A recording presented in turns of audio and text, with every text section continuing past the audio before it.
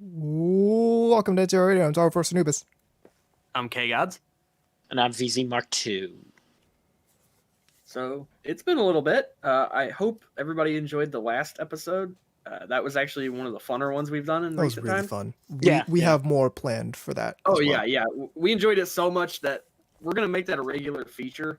Yeah. By the way, if anyone has any suggestions, because feel free to email them or tell them to us personally or however you can get it to us. So here's how you can get suggestions into the Yes. show. Way to dovetail that. If you're listening live, you can join us in the chat. What you do is you go to ntrradio.net, click on the live chat link, you put your name in the box, and hit the button to join us in the RSC channel. Alternatively, you can take your favorite RSC client, point it at irc.ryzen.net, and join us in the # SLC media channel. In addition, you can get at us on Twitter, at TAnubis, at VZMK2, at NTR_radio, and as always, the email address to get involved with the show is ntrradio@gmail.com. Okay, in the chat we have a couple of things we need to kind of do here. First off, Burgermeister, Ayase versus Yozora. If you mean Ayase from Oriimo and Yozora from Haganai, we're not doing them that way. Yeah, it's got to be within the same series. Otherwise, this thing would be really fucked up. Yeah, it would get really wild really fast. Yeah, I have a feeling, because let's be real, who's going to dethrone Asuka? I mean, really? Could you in good conscience do that? It depends on who she's up against. But look at how there was this complete silence. Because I had to think about it, right? Because, like... Yeah, exactly. She's up there. She's really up there. She's been my favorite for a very long time. I mean, like, and everybody's got a anime favorite character, period. they're just not going to let go down. I mean, let's be real here. Dragon Maid, we'll look into that. Yeah, we could do some Dragon Maid. Yeah, I didn't even think of that. Misato, that's from what's her face? From Evangelion. Railgun. Index. She's referring to Evangelion. Oh, that Misato. Yeah. Anyway, we have a request. Let's see here. When y'all go live, can I get an F in the chat for my boy Wawaka? Sorry. I cannot fucking say that. Yeah, today is the anniversary of Wawaka's death. Wawaka's a very well-known Vocaloid artist. Yes. What's weird about that is I honestly was into the Vocaloid thing for like a season, and then it just sort of kind of petered out. I mean, I still like the designs. I have only one piece of Vocaloid merchandise, and it's like weirdly, and it's like only me too, actually. Tangentially. Mine is a calendar. Mine is a Figma of Kagami from Lucky Star dressed as Miku. I can tell you my favorite piece of Vocaloid. I don't actually own it, but that I've seen. Oh yeah, and that's the Miku umbrella. That's the underskirt shot. Have you seen that? Yeah, I've seen that. Of course, I've seen that. Magnificent. Whoever came up with that. So I've dipped in and out of the Vocaloid thing, mostly listening to it, but haven't gotten back in like tail end of November when I really got into music production. That was one of the first things that I did. One of the first like really big purchases I made was with the software. Buying the Hatsune Miku 4 software. Okay. Speaking of that, I mean, like, now people are really into HoloLive. Yeah. Which is fine. I'm not knocking it or anything. I'm just saying that that's kind of what's in right now. I really like Gura and stuff like that. Gura was like what really got me into HoloLive, but now yeah, me too. Because like at first I wasn't interested, and then some would spam like clips. Shark. I mean, come on, Shark Loli. People would like spam her videos like clips, and I'd just be like, "Holy shit, that's really entertaining." I wonder if it was possible. I wonder if it's possible. See, I would have to learn how to do that program, make the thing. I wonder if it would be possible to even make a HoloLive for like Hina Watanabe. Oh, it's entirely possible. Oh, it's entirely possible. I know how to do it. I don't want to give anything away, but we actually know somebody who's considering it. Yeah, not that Yeah. per se, but creating their own. That they've got all the tools. They're just sort of like ironing it out. Yeah, like Huh. I know how to do it. I know if I needed to become a if I needed to become a VTuber Hololive tomorrow, girl. I know how I would do it. Well, Uh, listen, I could do the voice. I No, could do you the girl can't. voice. Yes, I can. Well, okay. No, we don't want you to do the voice. Let's there let's not pretend there are 100% actually male VTubers who have female avatars. That's normalized at this point. Oh yeah, I know. I'm just saying. Yeah, never mind. Okay, guys, I've got a joke for you. Okay. I've been holding on to this one for like a week. All right. You know how basically every brand name out there pretty much has a slogan of some kind. Yes. You know, like LG is "Life's Good," Yep. or Burger King is "Have It Your Way," or "Home of the Whopper." You know what I mean. Well, I came up with an idea. Okay, this should cause concern amongst both of you. If I owned a brand of cemeteries, Oh Jesus Christ. Oh you no. know this is going to be bad. Oh no. Come on in and stay a while. What's that smell? And then, come for the flowers, stay for the Oh, rainwater. Jesus.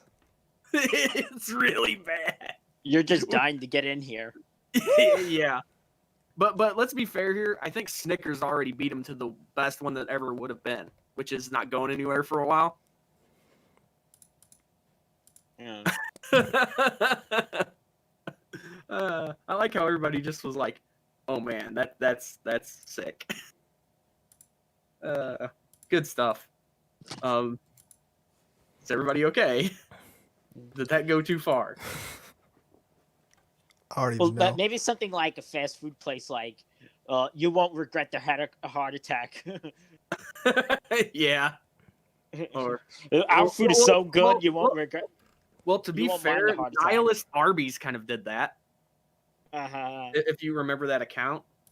No, I Like, never saw that. Although they had this really bizarre fixation on people getting blowjobs in the back for crank. I don't know what that was about. I actually saw something funny earlier. Libertarian Sesame Street. So the Grouch is going to be an intriguing character in that context. Just saying. Oh no. Alright. It was Libertarian PBS. That's what it was. Okay. That's what it was. From viewers like you. Yeah, the more you know. Anyway. So so- what's everyone been watching? Okay, new season started. I'm gonna be I've real been with you. I watching- ain't started on the new season, but I did finish up bottom tier character Tomozaki. Yeah, Excellent finale. Excellent I thought finale. it was okay. Perfect, I like wasn't in- perfectly set up for another Oh season well, there's if it one. ends up going. There's gonna be like a Blu-ray. There's gonna be I think like 2 episode from the Blu-ray or something. Good. So- It deserves it. Yeah. Yep. Okay, we got a funny comment in the chat here. I know there's a place called Heart Attack Grill. Oh yeah, yeah, I've heard of that. Yeah. Yep, it's in Vegas. I haven't been there. I've been to Vegas, but I have not been there. I have been to some of the other places there, but not that one. Filled with the most disgusting food known to man. I'll take your word for it. Well, okay. Well, I thought of one just now. Instead of Arby's, that's a real we place. got Arby's. We got the meats. Akiba's. Akiba, we we got got the the meats. meats. Yeah, I've thought of that myself. And then, Instead of a hat, wait. Yeah, instead I of was the just gonna say instead of a hat, it could be something else. no, yeah, it's a hand on like a Tenga thing or something. Yeah. or it's just like a Tenga, just like. Yeah. Yeah. Okay, so yeah, everything's ended this season. Wonder Egg priority, right? Uh-huh. Last episode isn't the last episode. There's gonna be. I gotta wait till June for the true last episode. Damn. Enjoy yourself. Yeah. There's some blue ball. This show went way bonkers. Even like as bonkers as always it was like it went to some like weird just territory, and I don't want to spoil anything. And like Yeah, I would prefer you didn't. No. But I've been watching a lot of shorts, and by Oh, that I okay. mean like 5 minute to 7 minute, things or whatever that aren't. And I don't mean like a piece of clothing. Yeah. I'm watching shorts. Yeah. For example, there's the Robot Girl Z. I still Oh need to finish that. I like that. Those are entertaining. Like if you're big into basically like super robots and mecha and stuff, there's a certain charm to that. Yeah, I love the Uh, fact that when I showed that, just because this was like a decade ago, I showed that to on Toy Box DX when I used to go there, and Matt Alt was like kind of like disappointed or something that But this then guy again, have you he ever didn't like that. have you ever seen this guy not be a bitch? He didn't like the idea that people know the robot stuff that way or something like that, or that I don't Like know. no, I'm seriously asking. Have you ever seen this guy not whining? Yeah, I've seen him not whine, but Like What's the I have a proportion of feeling, not I whining have to a whining? feeling, I have a feeling he's an example of Paris syndrome. He went to Japan and ultimately didn't care for it as much as he was expecting. No, because I don't think it's that much. Because he's kind of like the media's like, like representative gaijin. They have a That couple really of has those. nothing to do with what I just Right. said. You can be in a high position and still be a twat. Whatever. Anyway, I mean, A and N. Hello. yeah. Anyway. So I was actually even in it. I was kind of in an Ava mood this week. So what I did was I just wanted to make sure that they were okay from the flood because I still have the Platinum Edition discs. Yeah, I've Ooh. got The those too. ADV. Yeah, I checked. I went through all of them. Like, I didn't watch everything. I just like sort of skimmed through. And everything seems fine That's because good. I had some discs that didn't make it, obviously. Yeah, But you had casualties. yes, I did. Poor MD guys. Although, truthfully, anything CPM looks like garbage on a high definition. They usually do because they did not. They really didn't make it to the Blu-ray era. Yeah, which when it comes out, I'm definitely gonna have to upgrade Project Deco. Yeah. Yeah.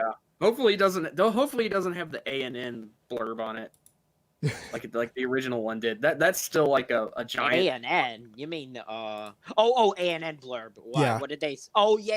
It's the back. Zach having a dumbass comment on a show that he probably doesn't actually like. Yeah, he didn't even like Project Deco when he watched it. Yeah, and his fucking comment is on the cover. So it's like, dude. I mean, so it's like that's like drawing a giant dick on a masterpiece. Anyway, but I rewatched. First I watched the 3.0. Yeah, Just because I was in the mood. Because you needed some pirate Asuka in your life. Yeah, and what did I also watch? And of Ava. Mm-hmm. Obviously. So you could have some mass depression in your life. When I heard you say mass, I thought you were going in a completely different direction. And what's hilarious is that would have actually still been accurate for End of Ava. Okay. What did you think I was going to say? Masturbation. Oh well. Oh yeah. Because for those of you who don't know, this is like spoiling a Star Wars spoiler. This is spoiling the exact first scene of End of Evangelion. It's like Shinji sees comatose Asuka and thinks, you know what? I need a decorator. Shinji, a sticky situation. Yeah, so he's just all like, okay, time to empty the tube on her. No, it wasn't on her. It was in his hand. To be fair, to be accurate, well, he's all over his hand. Okay. It's not exactly. Yeah, the movie literally opens with Shinji jerking at Asuka. It's like, but didn't we all? I like how it got quiet when I said that. like, isn't everybody's like, I'm not sure I want to answer that or not. But then the new season. I only watched 2 things, and I both had the same exact thing to say about both things. Because it kind of just has the same thing, same issue. I watched both that Godzilla Singular Point, which is the Godzilla anime that's airing, and I watched first episode of Dinosaur, which is the okay. Gray Man. How is that? Well, it was mostly boring except the end. Ouch. It was mostly boring. I do like that twin-tailed one. That I do love her character design.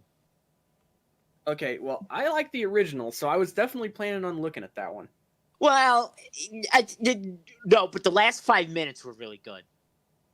When it started doing the kaiju stuff. That's not really a good sell point, though. It's like, hey, that's like saying it was just like a bunch of disconnected things that all.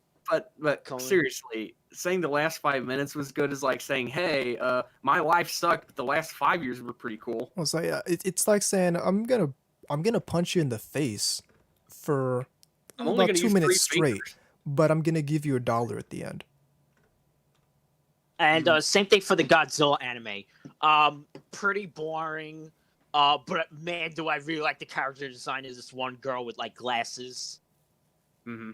We all know you're a Megan A. Yes, I am. Fanboy. Yeah. Yes, I am. No denying it.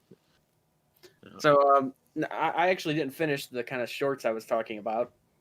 I can't say that. I just don't like saying it. It makes me think I'm talking about fucking like surfer shit or something. Shorts.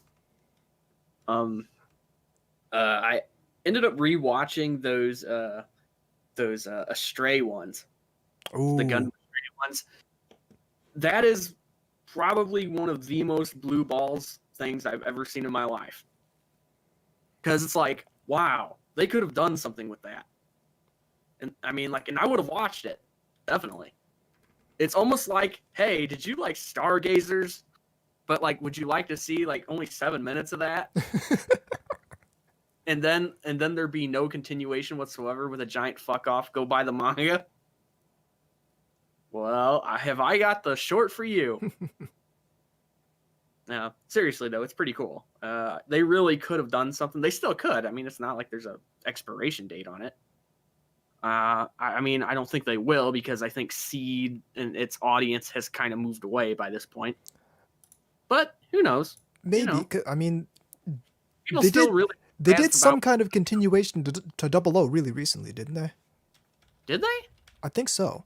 I might What- have just had a nightmare, and that's what happened in that nightmare. But I'm pretty sure they did some was kind it of. animated or manga? Or... I'm pretty sure it was animated, but Huh? I might. What are you talking about? I'm fairly certain they did some kind of continuation of Double O. Like pretty recently, within the there last was the few years. movies. Well, we already know about Trailblazer. Okay. That ain't new. Yeah, here we go.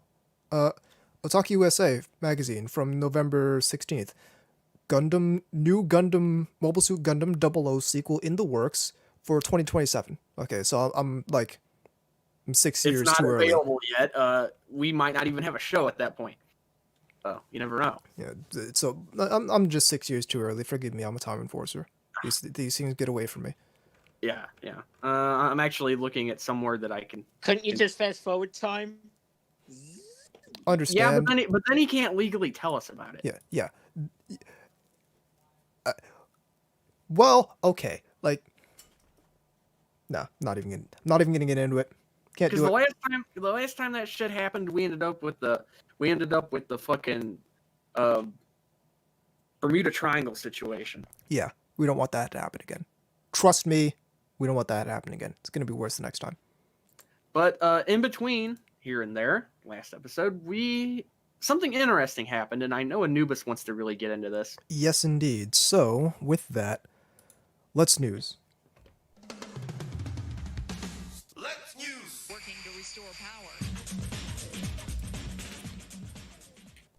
So, you will recall at the tail end of 2020, it was announced finally that Sony was purchasing Crunchyroll from AT&T. So the long story short is AT&T is in a fuck ton of debt. and they want to shed some of that debt. So they want to bring some want to bring some money in. They've been selling off divisions left and right, and Crunchyroll is next on the chopping block. And Sony wants to dominate the anime market. So Crunchyroll is straight in their sights, and they're gonna pay. They're basically gonna pay any price for it. Well, it came out to like 1.175 billion for the acquisition. So when you do an acquisition of that size in the United States, you have to run it by the Federal Trade Commission and the Department of Justice, and they're going to do an antitrust review. The And FTC. if they like if it looks questionable to them, they're gonna Ping it. they're gonna ping it. They're gonna put it under some scrutiny for an extended review, and that's exactly what happened to the Sony Crunchyroll acquisition. This is links out in the IRC. I'll give it to you guys. There you go. This is from Seeking Alpha. Sony's planned purchase of Crunchyroll said to get extended antitrust review. And basically the gist of it is exactly what I just said. The extended inquiry, which could delay the deal by several months or potentially be terminated, is looking to find out if the purchase would give Sony dominance in the anime streaming market.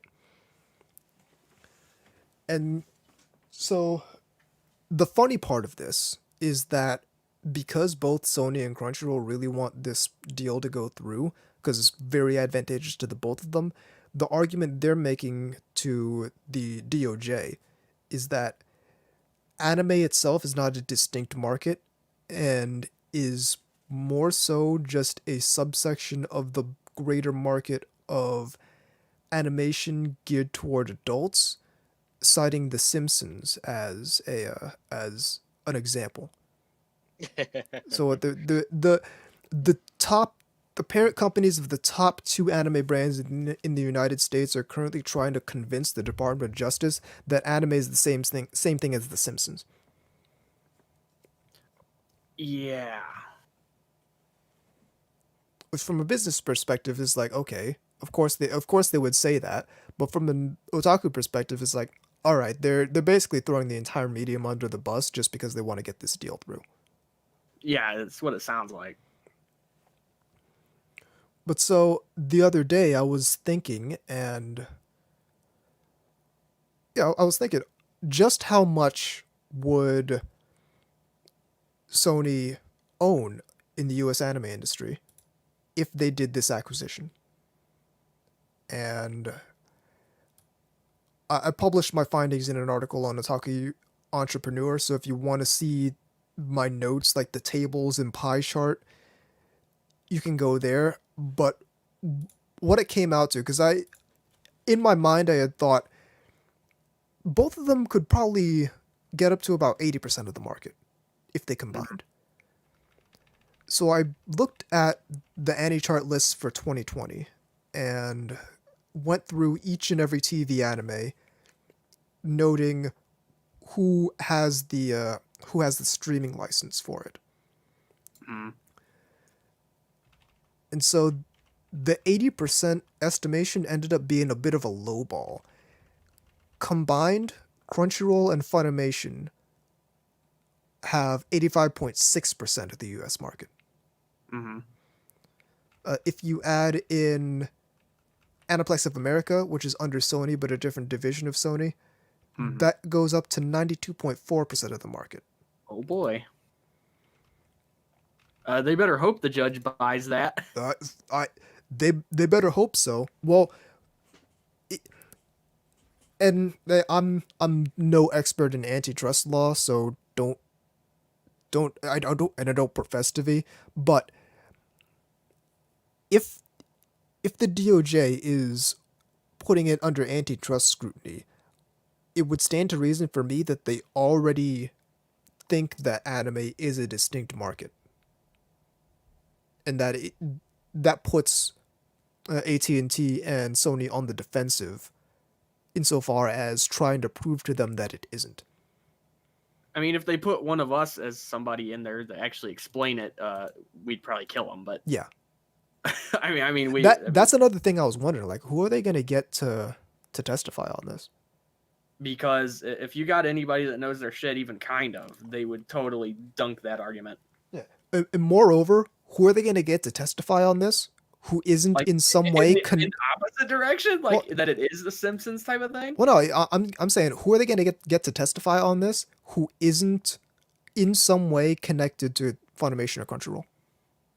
Yeah, that's kind of a point. What are you gonna grab somebody from like Urban Vision or some shit? Is like you're gonna.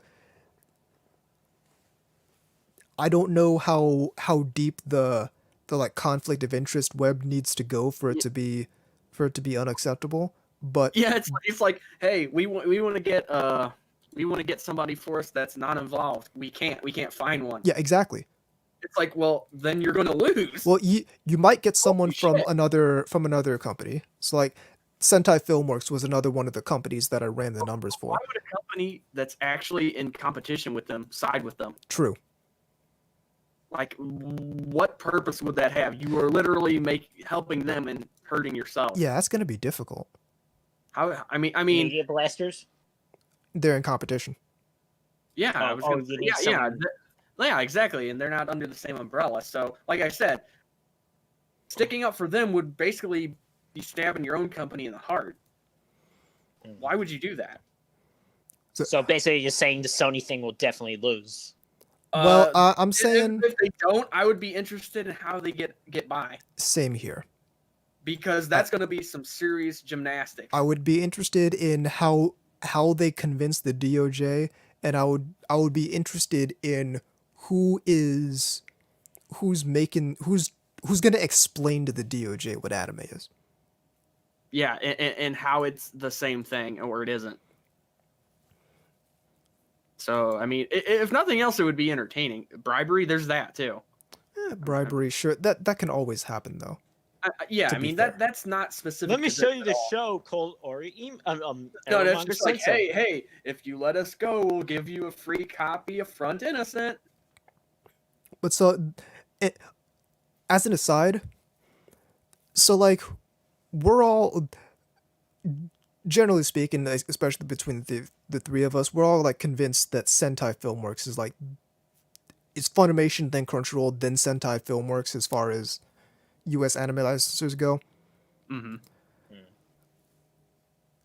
If you were to, knowing that Funimation, They're the Crunchyroll, biggest outlier. yeah, knowing that Funimation, Crunchyroll is 85% of the market, what would be your initial assumption for what percentage Sentai Filmworks has? I'm interested in hearing this. Ooh, maybe 8 or 9%. VZ, what are your thoughts? Now, how much did you say Funimation had? Funimation and Crunchyroll combined are 85%. I would say like 8 to 10%. 3.4%. 3.4. 3.4. Oh, wow. Holy shit! Yeah, Uh, that is a startling. Out of Oh, okay. 118 TV anime aired in 2020, Sentai Filmworks held the licenses for 4 of them. That is a stunning fucking number. And Crunchyroll had 60. No, Funimation had 60. Crunchyroll had 41. Yeah, so yeah, I mean, like they're gonna have a bitch of a time explaining how this isn't basically a monopoly. Yeah. And Netflix had 1. Aniplex of America had 8. Amazon had 1. Viz had 1. What One about- show did went you do unlicensed. Right Stuff? There, if it's not on my list, it didn't appear. Because I have all the ones that appeared in 2020. It's Funimation, stuff that aired in 2020. By the way, I'm talking about stuff that aired on streaming services. Yeah, he's not talking about possession of actual titles. Yeah, like Funimation, Crunchyroll, Sentai, Netflix, Amazon of America, Aniplex of America, then Amazon, Viz. 1 show went unlicensed, and 1 show was a non-exclusive license. 1 show aired on multiple streaming services simultaneously. As an aside, I actually think that Aniplex of America's model is probably the most competent these days. I would Yeah, I would agree with that for the most part. In the sense that they don't fuck around. They're not shoving like dumb political statements in your shows. Well, yeah, that definitely that. But so Aniplex of America has their thing is that they put everything out on like every streaming service, Mhm. and then they take care of the physical release themselves. Yeah, they're not. There's not like much in the way of what you would call middlemen. Right. Is And- that even a phrase people still use? And that's kind of the same thing that went on with that one non-exclusive license. Is it went on several streaming services simultaneously, but only one company has the physical release rights, and that's Sentai Filmworks. So definitely keep your eye on this. This is going to get interesting, I have a feeling. Yeah, I think the estimation is this is going to hold up the deal for 6 months. Oh boy. That again, just keep your eye on it. It's probably going to get, well, possibly wild, to be honest. It might get interesting. I'm definitely going to be paying attention to see more Like news about I that. would love to be a fly on the wall in that courtroom.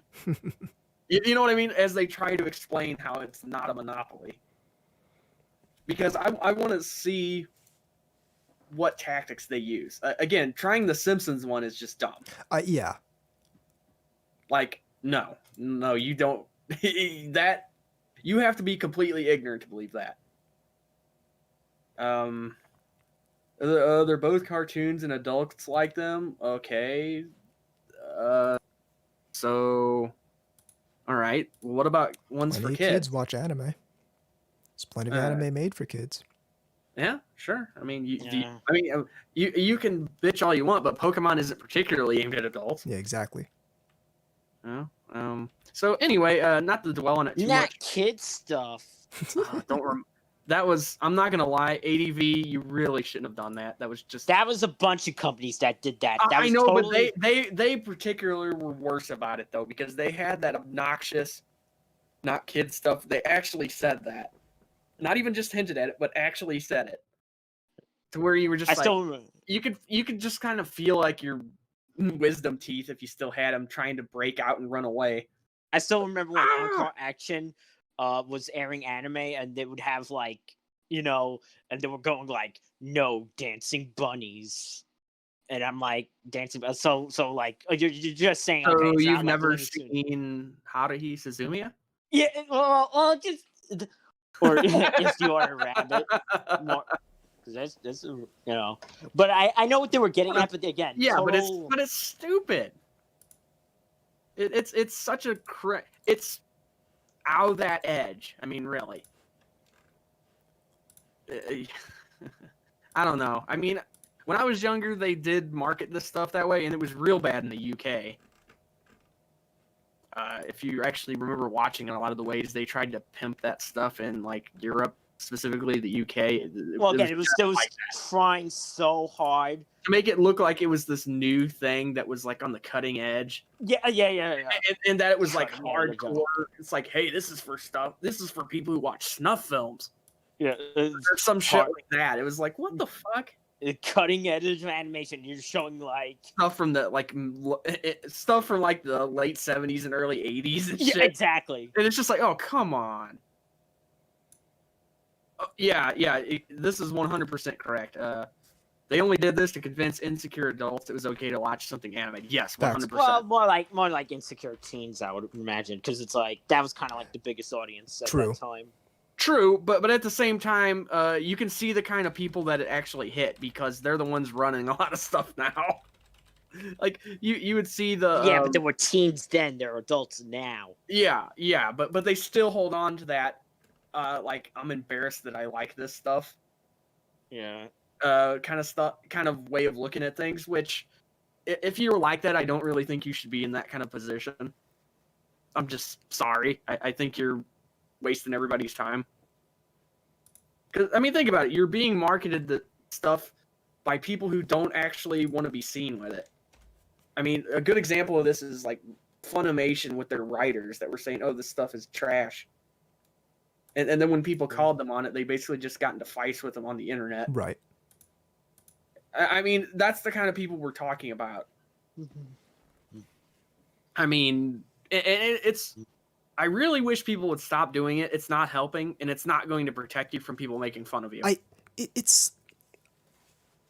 I don't understand why people still do it, because it's when they were doing it, it was obviously a troll shielding thing. Like, I know this is crap. Leave me alone. And it's like that doesn't actually work, and B, you devalue what you're talking about.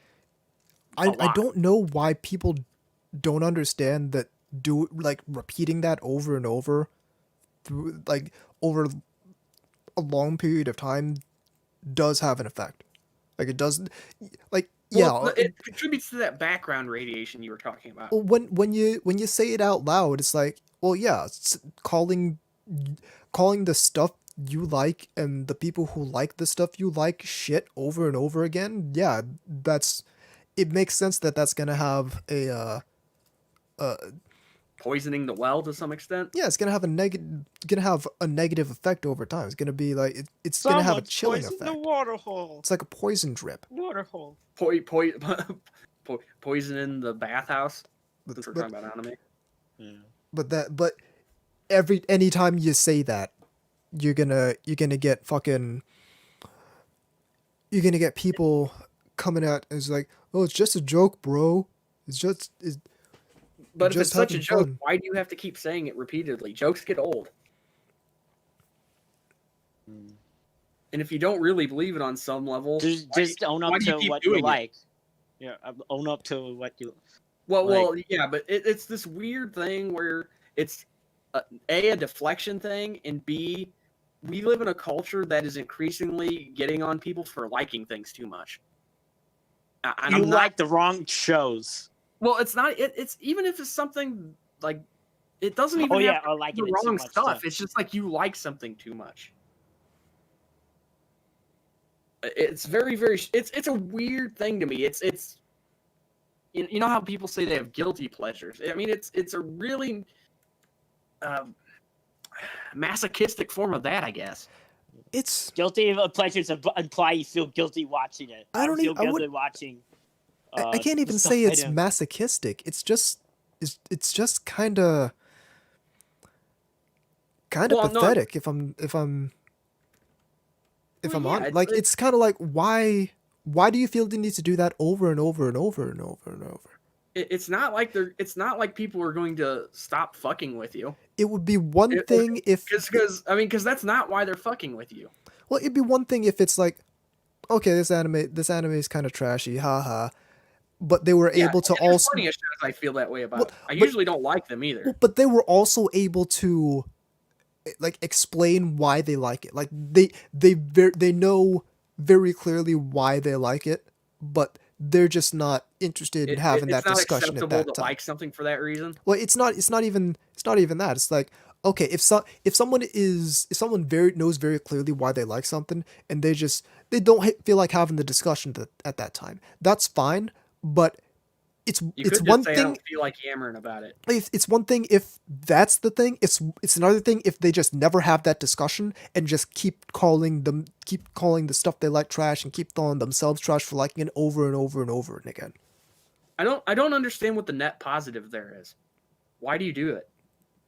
Like, what do you gain from doing this? Well, so the argument, and I know quite a bit more about this than I did a month and change ago, because there was a series of YouTube videos. It's kind of a back and forth, because so Giga did this video where he made an AI that generated light novel titles. Well, he didn't make an AI, but he used an AI that generated light novel titles. Which I'm sure you hated. Well, I didn't watch that video. That's okay. The, no, this I is just the context. But it's like, so he did that, and a lot of the joke of that video was, haha, look how stupid these light novel titles are. Mm-hmm. And so Pause and Select kind of got at him on Twitter for it, and it's like, oh yeah, this is the kind of thing. It says something like along the lines of, this is the kind of thing that I don't like. It's damaging. Why are you gonna it, you're calling this stuff trash, but not acknowledging why it actually exists the way it is. I'm gonna see if I can find the thread because I'm not doing it justice. Mhm. But then Pause and Select went on a different YouTube show to talk about that entire Fiasco. that his thoughts on that whole thing. And then that culminated in the next episode of that show where Giga came on that to kind of sort of defend himself and defend the whole anime trash whatever that said thing. Hmm. So, and So the reason I explained all that is because now I kind of understand more about that mentality, and quite honestly I kind of respect it less because Ouch. the whole thing about it is, oh well, I just don't want to have the discussion. I don't want to be called upon to defend what I something like. something that if I do, I'm probably gonna get shit for. Maybe even not that, but it's like it's just I don't want to have to defend what I like, so I'm just gonna Self-deprecate. self-deprecate to avoid having that conversation. You Yeah, don't want to that's explain why you like what that's is it that pretty fucking shit. All right, so the Twitter thread is going into the IRC. I'll send it to you guys as well. Yeah, I'm not gonna read it right now, but Yeah, I don't want to be not paying attention to you guys. but no, the first tweet and kind of sums up the whole thing because he gets into it. It's quite a few tweets. It's a long thread, but the first tweet, okay, I don't care anymore. I watched this. He's referring to the AI light novel titles video by Gigook. This video is, in my opinion, emblematic of my issues with the anime is trash and so am I mentality. TLDR, it sets up a position where you literally can't criticize it. And that's the basis of the anime is trash and so am I paradigm. To be fair, most SJW positions are actually like that. They're set up to where you can't actually win a discussion with them. Oh yeah, it's It's mutable. fundamentally set up to where you cannot win. Yeah, but whereas a lot of those positions are that way because they're mutable, like they form to whatever discussion you're trying to have. The thing about the anime is trash and so am I mentality is that it shuts down the discussion. Yeah, completely. It's sort of a anyway, let's not get too much into it, but yeah, that's interesting. Not in a good way, but interesting. Yeah, it's interesting understanding that mentality, but understanding that mentality has made me respect it actually a lot less. Yeah, which I didn't to begin with, so I always thought it was sort of a I don't want to. It's almost like I want to like my stuff, but I don't want to have to explain why. Because it's like previously my main point about that mentality was, okay, we understand that this is a negative mentality, but at the same time, nobody would be calling themselves trash jokingly for liking a cute girl anime if nobody had called them trash and meant it for liking a cute girl anime. Now my frame is that plus just fucking stop. Like yeah. I mean, holy shit. we get it. There are people in the subculture who will call you trash for liking a cute girl anime. Understood. Those people are bad. We don't. But you running away from them doesn't help. Well, it's not even running away. It's like those people are bad, but that doesn't mean you need to play into their paradigm. That doesn't mean you need to live in their world. Yeah. And I can show you a world. It's and bad. that's what I don't think people. A lot of the Giga type, it's just a joke, bro. People are understanding is they're playing into the world of people who actually call people actual trash for actually liking these and anime. don't actually like this stuff. They really hate it. aka the ANN folks. Yeah. Or again, I'm just picking them. I'm picking on them. I should probably use somebody else. Anime World Order. To be fair, I'd pick on them, but I actually haven't heard anything out of them since last time I saw Daryl talking about how Moe avatars are emblematic of Nazism. Yeah, same here. To which point I just sort of tuned out that he's fucking can't be right in the head. I mean, come on now. I mean, does he just see Poltards and think that? I mean, is he just being hyperbolic? I mean, I don't think he is. I just think this is I just think this is the culmination of a decade plus long, really embarrassing crusade against Moe. Like that's the logical conclusion. Yeah. There you go. It's like, okay, man. Enjoy all the proceeds you get from Otaku USA, I guess. When all of your tactics have stopped working, they're not above using a word that describes something they hate, though. Well, yeah, to market themselves. You got your mana made. You got your mana made. You know why are you still complaining? Because that's not what it all is. Again, when all your, because remember his frame was why I must destroy Moe. So when all your tactics have not worked, you eventually just fall back on Godwin's law. Good, I'll destroy Maname. But speaking of liking things too much, actually, I like there is some anime I like. There's good stuff. That's my thing. The problem isn't that the stuff is bad that they like. Of course not. The problem is that they think the stuff that isn't their stuff gives them carte blanche to fuck with people. Yeah, that's the thing. Is there's plenty of really good anime liked by people who hate Moe. That's not the issue. The issue is that they want people who like cute girl anime to not have cute girl anime to like. Like they want to take shit away from people, and that's been the issue the entire time, ever since back in Task Force MOE days with I'll never forget the one dude who showed up in your article complaining about not screeching about some social justice issue that had I know exactly. That was, and you're just like, dude, this isn't Reuters. That was Gamergate.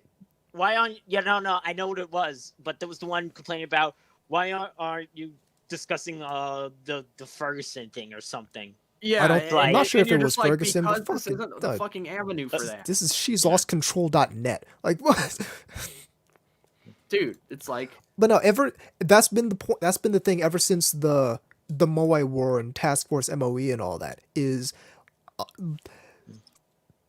the anti-Moe brigade wanted to take the anime away from the Moe fans.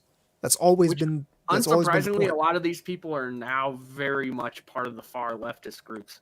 Yeah, I'm not surprised. No, because they have the same end goal. We're not trying to take your games away. Sure, you're not.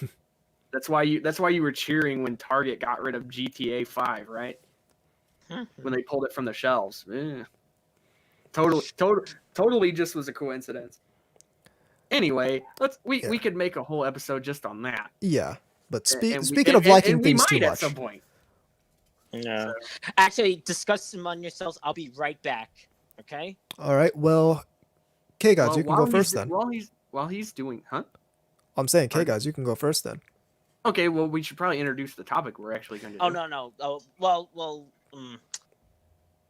one sec. Okay. So we're doing our top 12 character designers in anime. Which we should sort of kind of go into the nitty gritty here. When we say character designers, we do really mean that. We're not talking about just necessarily animation or mechanical designers and things like that. Right. Purely we're actually talking about characters specifically. There's a lot of other stuff like key animators and all this other stuff, which we'll touch on that, of course. Or at least I will. I don't know about them because I've made all these notes. Yeah. I normally don't because I usually think I do better when I just shoot from the hip because if I put notes, I feel like I'm too clinical, you know? I usually have resources. So like I know what my picks are, and I actually have because I have some art books. Yeah, I got I got two from my 4 picks, and one of one of your Same. artists. Yeah, I mean, my 4 picks, I have almost stuff from all of them, but the way I've put down these notes, I guess I'll explain this, is they are in bullet point form, but I'm not going to just go straight down them. I'm going to try to tie them into my overarching thought, Right. if that makes any sense. But what order should we do this in? We know we're doing a round robin style, and I don't think it really matters as long as each one of us gets all 4. Right. We should probably wait for VZ though before we kind of dig into that. Yeah, that's true. Because otherwise he'll just pop in and go, "Sorry guys, I don't know where you're," and completely throw off or derail where we're going. So yeah, we've all picked 4 as far as I know. Yeah. This one I think was my idea. I can't even remember at this point. This I think it was your idea. Yeah. And the main reason I thought of it was because somebody was basically carpet bombing my DMs with a certain character designer. And I was just like, that gives me an idea. Sometimes things in life just happen that way. Now, as for we sort of did the thing where we all put our ideas down and then we compare and contrast to make sure nobody was basically using the same people. Yeah, make sure there was no overlap. Right, because otherwise otherwise we're gonna fight on who gets who. Yeah. Possibly. I don't think so. I think we'd probably just like flip a coin or something, but anything like that. Okay. Okay, he's back. So what we're gonna do is, like you said, round robin. Somebody's gonna pick one, talk about it, and amongst ourselves, we'll make commentary, and we'll just go from person to person until we're done. So, who wants to go first? I'll go. Go Okay. for it. Okay.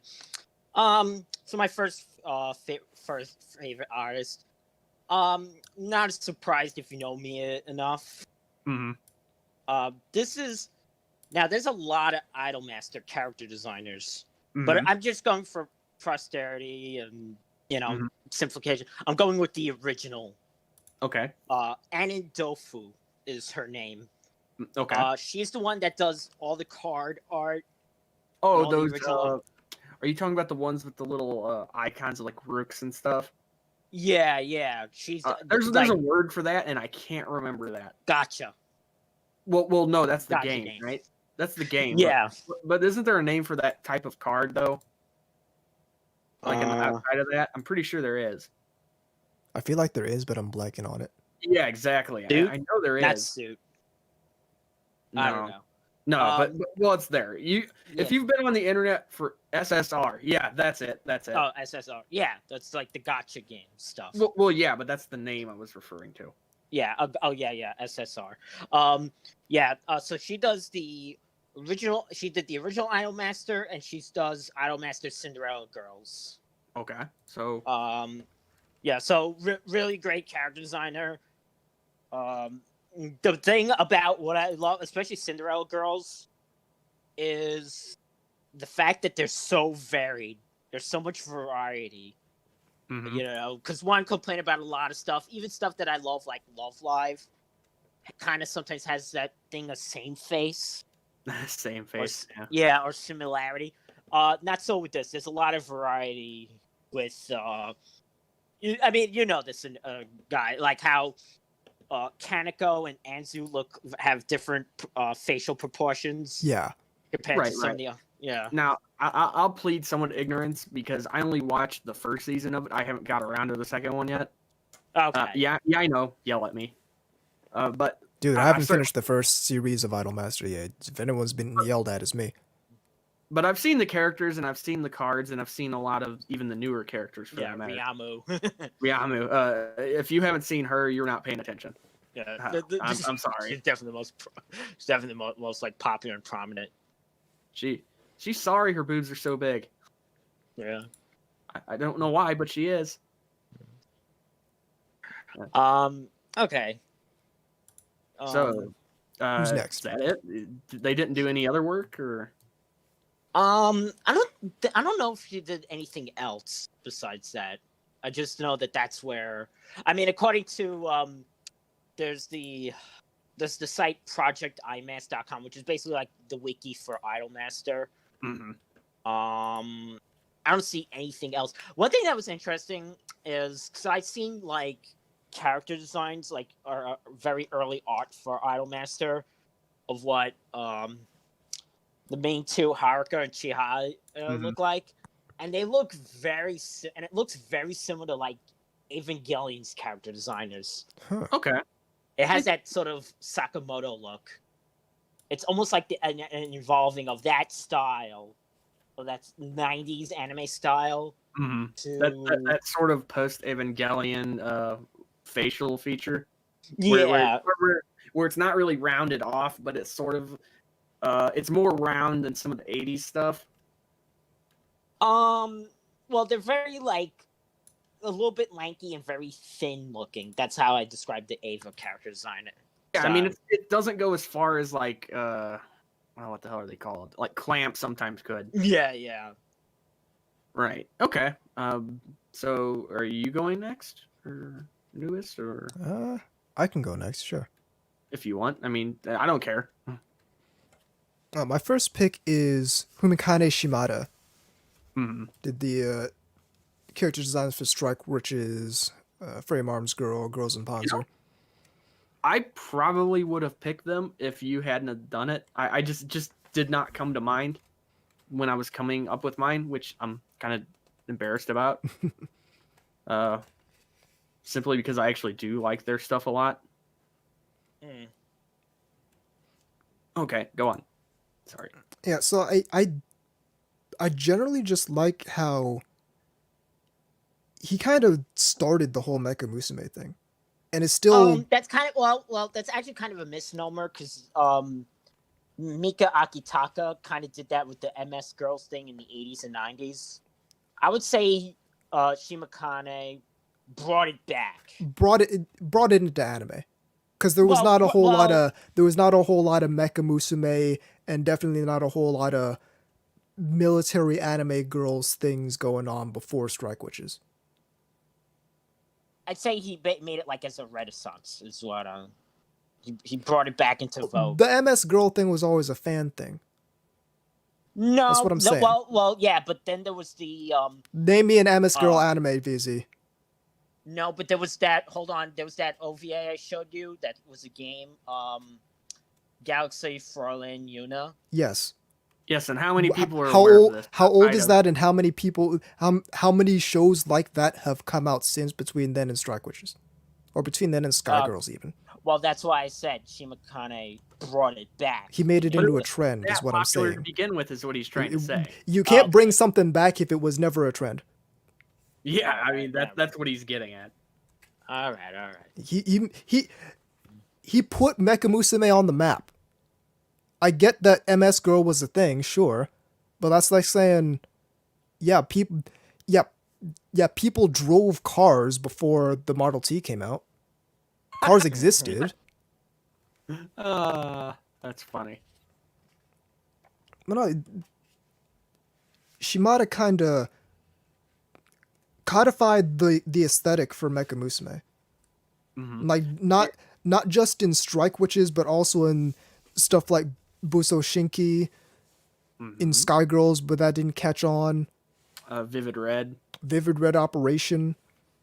Yeah, Vivid Butts. I'm sorry, Vivid Butts. Vivid Butts, of course. The You correct mentioned name. Sky Girls. Yeah, The Sky Girls. And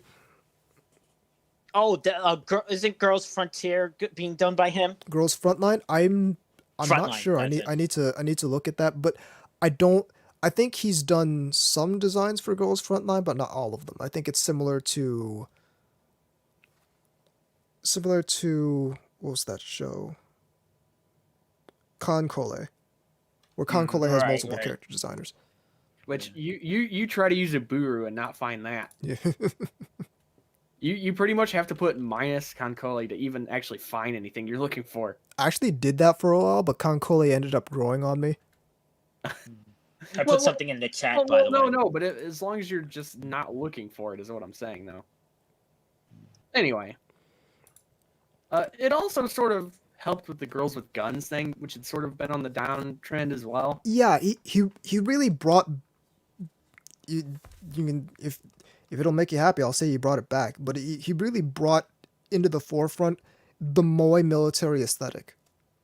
Mhm. Like before Strike Witches, it really wasn't a thing, and then after Strike Witches, at least every couple years, we got some kind of anime Sort of girls with almost some kind of variant of it. military hardware. Like I said, he brought it back because before, there was stuff with girls and guns. There was Kenichi stuff. There Sanada's certainly was career. stuff with girls well, and guns. yeah, I It mean, just like wasn't a Dirty trend, which is Pair, what I'm what have saying. you. He made it into a trend. Anyway, moving along, is there anything that they've been up to recently? I mean, Girls Frontline, I guess, right? Maybe I still need to figure out if Shimada is involved with that. Okay. Oh, Luminous Witches, that's coming out. Yeah, because they're still making Strike Witches stuff. Yeah, Okay, I mean, just recently, I mean, you had the movie and you had the Road to Berlin there, and there's more stuff on the way. Yeah, you could detail Shimada's involvement just based on Strike Witches, and you could make like you can have a full meal off of that. Oh yeah. There's also they still come out with I don't know. There's that whole Kotobukiya model kit line. We should mention that. Girl, Frame Arms Girl, because he did all the designs for that. Yeah. We should point out that Luminous Witches is being done by Shaft.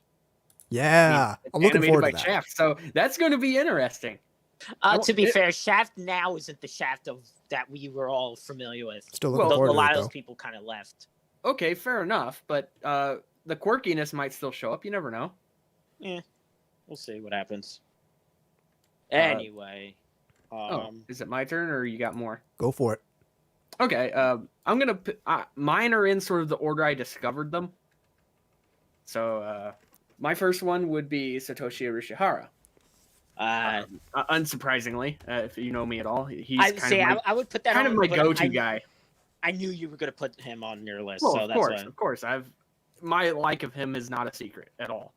I should point out his. He's even got a nickname. It's Master of Breasts. I'm not even kidding. That it actually is a nickname of his.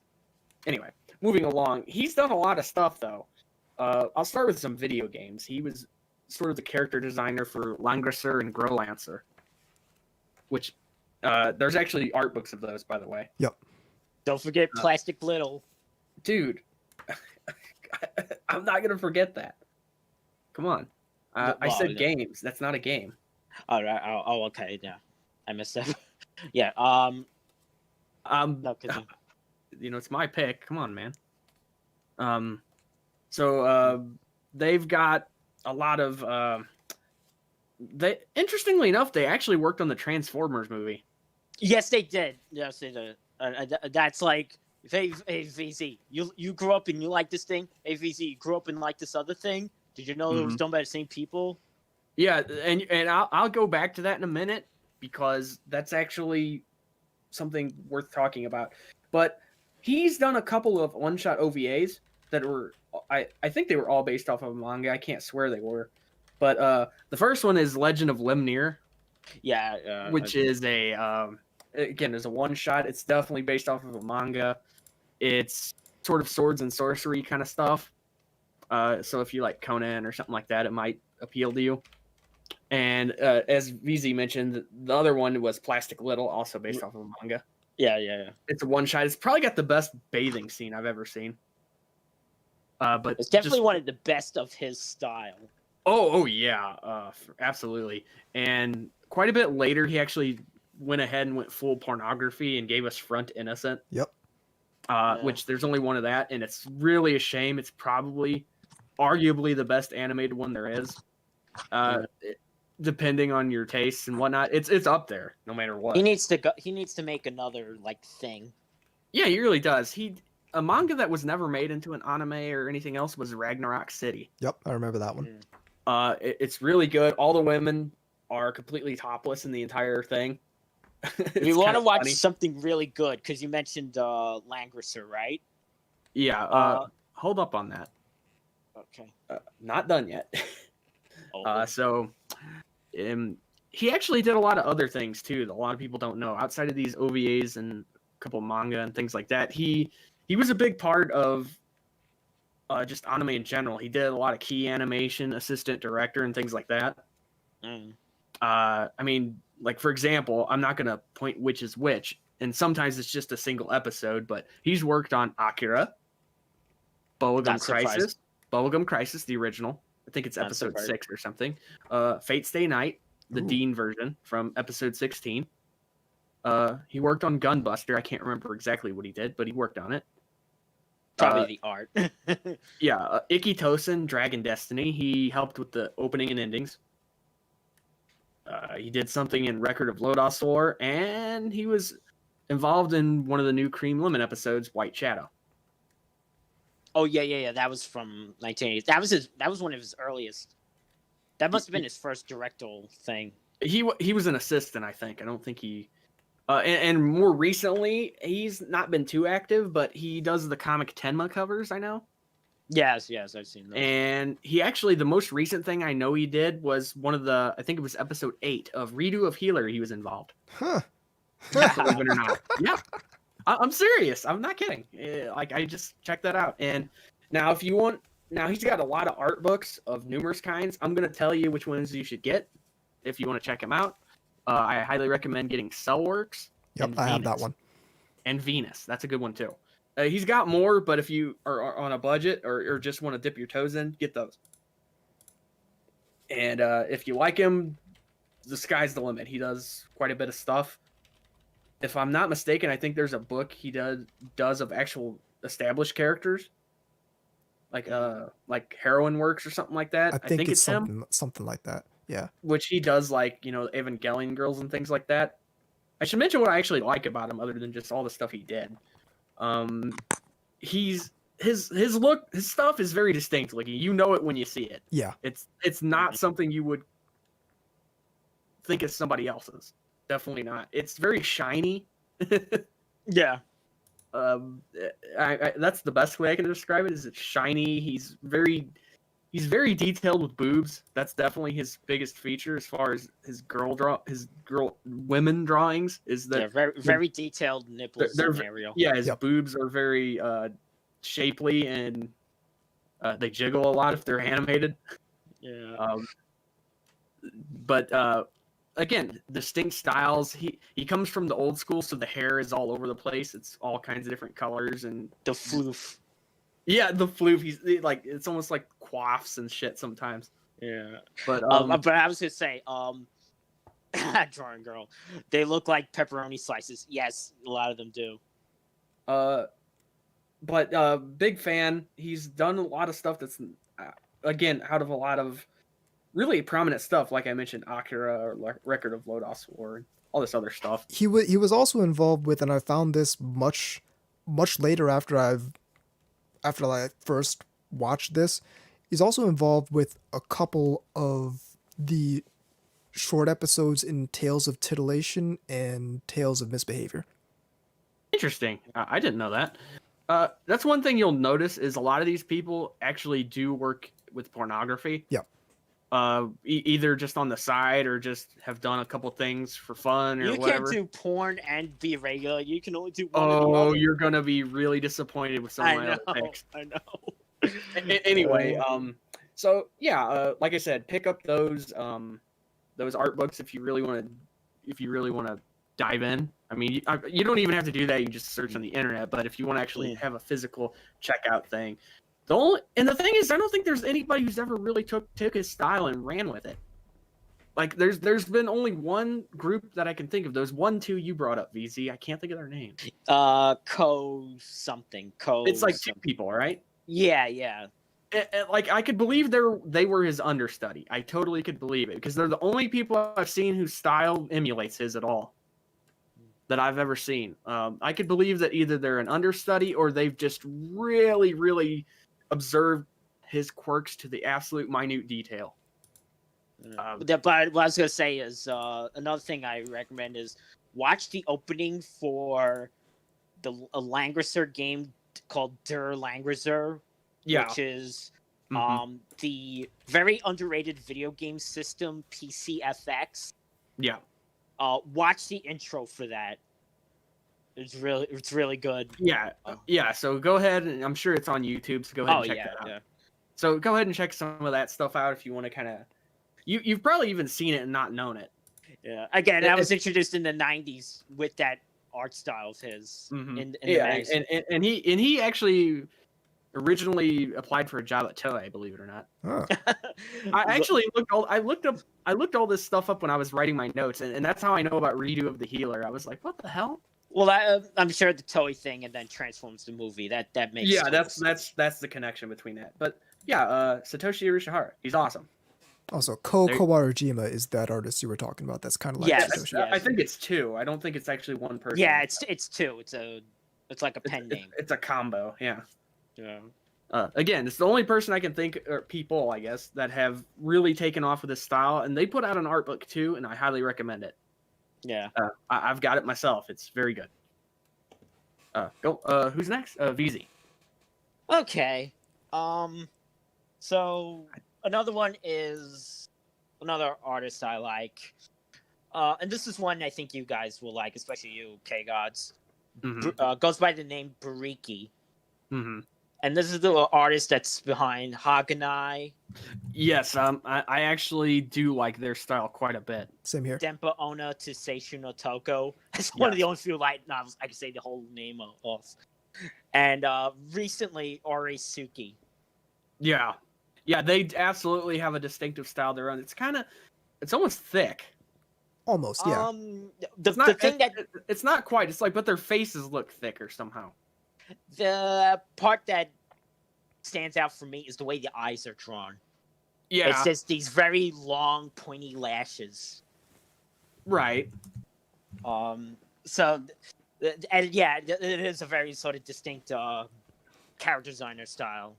Mm-hmm. Would love more, but sometimes it doesn't have to have a lot to be appreciative of the little bit.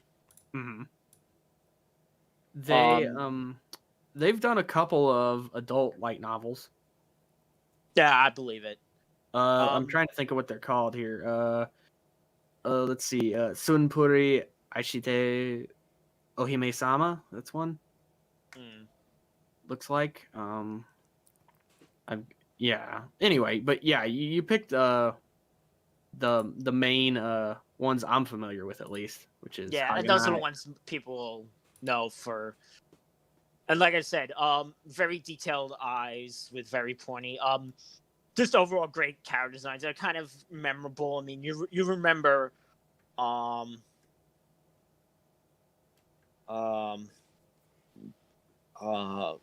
the way the main girl in Denpa Ona looks. Oh yeah, Yeah. stands out, or Senna from Haganai. Yeah, exactly. I mean, they jump out considerably, and not just because she's got jugs for miles. Or Pansy from Orisuki. Another thing I like about his character designs is his choice of wardrobes. Yeah, that too. Very I would also say he's very good at like varied body types. Yeah, he is. Like I mean, with Haganai, you got your like lolies, and you got your large breasts, you got your small. That's You- another thing I really like in character designs is someone who I mean, doesn't you have can like, have an a type. archetype, they just sort yeah, of. you can have a favorite type, but Yeah. I kind of like seeing a little variety. And one thing I like with artists in general is if they do, because some people will complain about sameness, but you know what? Sometimes it's just because they have a type or a Yeah. style. Yeah. Like Akira Toriyama, they have a Yeah, type. we and a we style. know, yeah. You know it when you see it. Like you would never confuse his work for someone else ever. Or rather, you wouldn't confuse someone else's for theirs, probably. And no, I didn't pick him, but I'm just saying. Yeah, I mean that's a good pick. One I probably wouldn't have thought of because they're mostly because they don't have a big catalog yet. They're if you look at the stuff they've worked on, it's doesn't have a ton of it yet. They also did that one that I'm kind of blanking on the name. Something about people in the sea or something. Oh yeah, Nagiasu. That's it. A Lull in the Sea. Yeah, I've never seen that. If anybody I wants, saw a tiny bit of that. if I somebody didn't wants really to care. hop in and say it's great and I should check it out, go ahead. I think PA Works did that. Yeah, they did. Yeah, yeah. Oh, yeah. Well, that's why. I'm not a big fan of PA Works. They animate. I don't rank well. them up really high. I mean, I'm not saying they're bad. They animate very well, but they're also not very interesting to me. That's kind of. They're kind of like KyoAni without the factor of drawing me in. I've Okay. liked quite a few things PA Works has done. Yeah, like I said, I don't dislike them. It's just that I'm not like a fanboy of them. Yeah. I honestly didn't know it stood for progressive animation. I actually did not know that. I didn't know that either. Are they progressive? Well, Okay. Well, that explains all the blue hair.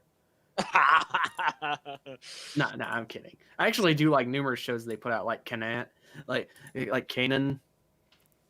That's a good one. One show I saw, I don't know. I don't think I saw all of it, but I saw a bunch of it. Tari. I Okay, remember Tari. and I know Anubis is gonna hop in and said he likes Shirobako. Shirobako, also Sakura Quest, even though I need to finish that one. I do like the fact that they have a show called The Day I Became a God. Something about that amuses me. I don't know why. It's just kind of a strange title. The day I found Excelsior. But so VZ, you mentioned Thick, or what? K guys, it was you who mentioned Thick. I did. K guys, you mentioned Thick. Yeah, they do have like these. I don't want to say their faces are fat, but they feel like they're thicker than average. Maybe a little pudgy. Yeah, a little bit. Not a bad way. Well, if you're ready to move on, VZ, I got. Yeah, Oh, no. I am. Oh no. We can't talk about Thick without mentioning Akio Takami, Oh, okay, yeah. who is deceptively prolific as far as just general work in the industry goes. Mm-hmm. So we know he did the character designs for Ladies vs. Butlers. We know he did the character designs for Kanokan. Mm-hmm. Second season of Mocking Key. Character designs for Opate, the anime. You're right. But he That was also hentai. That hentai. I know what you're talking about. I'm blanking on the name though. Yeah, the what was it? Thick big girl and Shota with a bowl haircut. So he There you go. That's the title. That should be the title. That is totally a light novel in the making there. So he was also a key animator on Plastic Little. Okay, that makes total fucking sense. Great minds think alike. Also key animator on MD Geist. Days. Yeah. Fucking days. Did key animation for Somebody isn't gonna like that, but fuck it. I love how it's like these things. It's like the world is smaller than you. Oh, uh, it's more like than you 6 think. degrees Yeah, of it's fucking nuts. 6 degrees 6 degrees of Satoshi Urishihara. He Yeah, came 6 degrees of titty anime. did key animation for an episode of Cowboy Bebop, an episode of Turna Gundam, quite a few episodes. General key animator on the Zoid's Chaotic Century series. Yeah. Wow. Oh my god, Of it's the all movie things. key animation. Oh, I found the name. Boku to Misaki Sensei. Yes, that's the one. Mm. Like Inuyasha movies, key animation. Yeah. Gurren Lagann yeah. episode 3 key animation. So he's I mean, he was a director for Blue Seed, yeah, and some I of the, he remember did some Blue key Seed. animation for Bubblegum Crisis, the original. like I said, deceptively prolific. Yeah. For fuck's sake, he was an in-betweener for Dan Cougar. Yep. Oh, And it's Key animation for Gurren Lagann. I mean, it's hilarious because like a if you look at director his, for Love Hina, I mean, holy shit. if you Macross look at 7? his like character design output, it's he has a type. Oh yeah, was a storyboard guy in Shuffle, and animation director. I mean, holy shit! But you I mean, go it's, back through his body of work, and it's absolutely like he's it's all over the place. it's all fucking over the place. It was part of Ixer Reborn, for fuck's sake. Pat Labor the movie too. I mean, yeah. I mean, it just goes on and on. Ah, my goddess, the movie. So like he's got Or all like- these roles, but then when it He times did- to come his own to do his own character designs, Mhm. you really know when Akio Takami has done the character designs. Oh yeah. Because it's a very distinctive They're style. always thick. Holy fuck. And they're thick in a way that you really don't see in a whole lot of anime. Like Big hips. big hips. They look more realistically proportioned to how someone who's thick Got like those kinda that curves. would. Yeah, it's curvy. The breasts have gravity to them. Like, Yes, they do. yeah, it's I know from many of watching. yes, of course. It's Okay, this makes sense. Not only did they do some parts of Knights of Ramune, but they also did Keijo. yeah. They were a director for 7 episodes of Yep. Keijo. Does that surprise anybody? No. No. If you know anything about Keijo, that's not a surprise.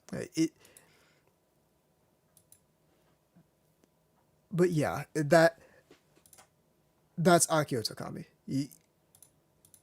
Deceptively prolific, but when he did the character designs, you really know that he did the character designs.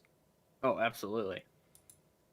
Okay, my pick is not quite as my next pick is not as nearly as prolific, but they were probably the second one that jumped out at me when I was sort of finding the character designers I really liked. This is Tony Taka, Aha. known just as Tony by a lot of people.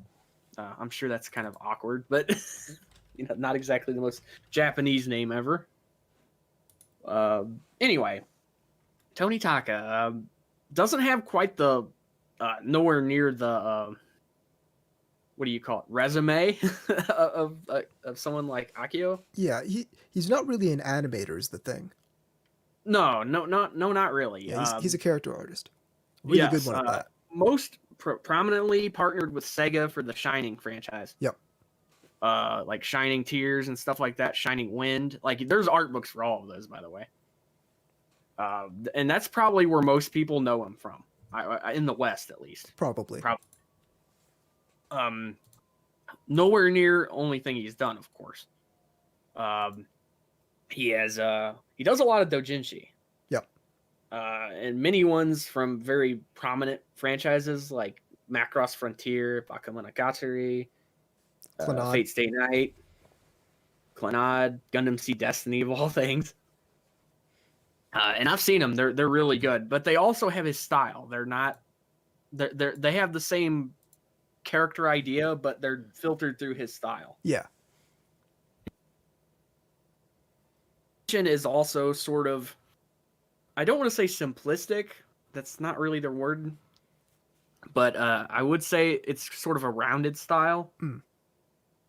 If you've seen enough of it, the eyes are very peculiar. Mm. They have a very circular. They're not really angular or anything like that. Yeah, I know what you mean. And again, draws a lot of elves and stuff. Again, the Shining franchises. Yep. Most notably, probably at least for animation, for actually hentai. Yeah. 3 big ones I can think of are Genmuken, which was a really good one. Another one that's really popular is Fault. And Sora no Iru Mizu no Iru, which is my favorite. Likewise. I actually have the art book of that. Ooh. Speaking of which, he does have quite a few art books under his Tony Works brand. So if you want to see I did hear. I don't know. I can't validate this, so I can't say it's true or not. But that some of his art is like traced over like photos or such.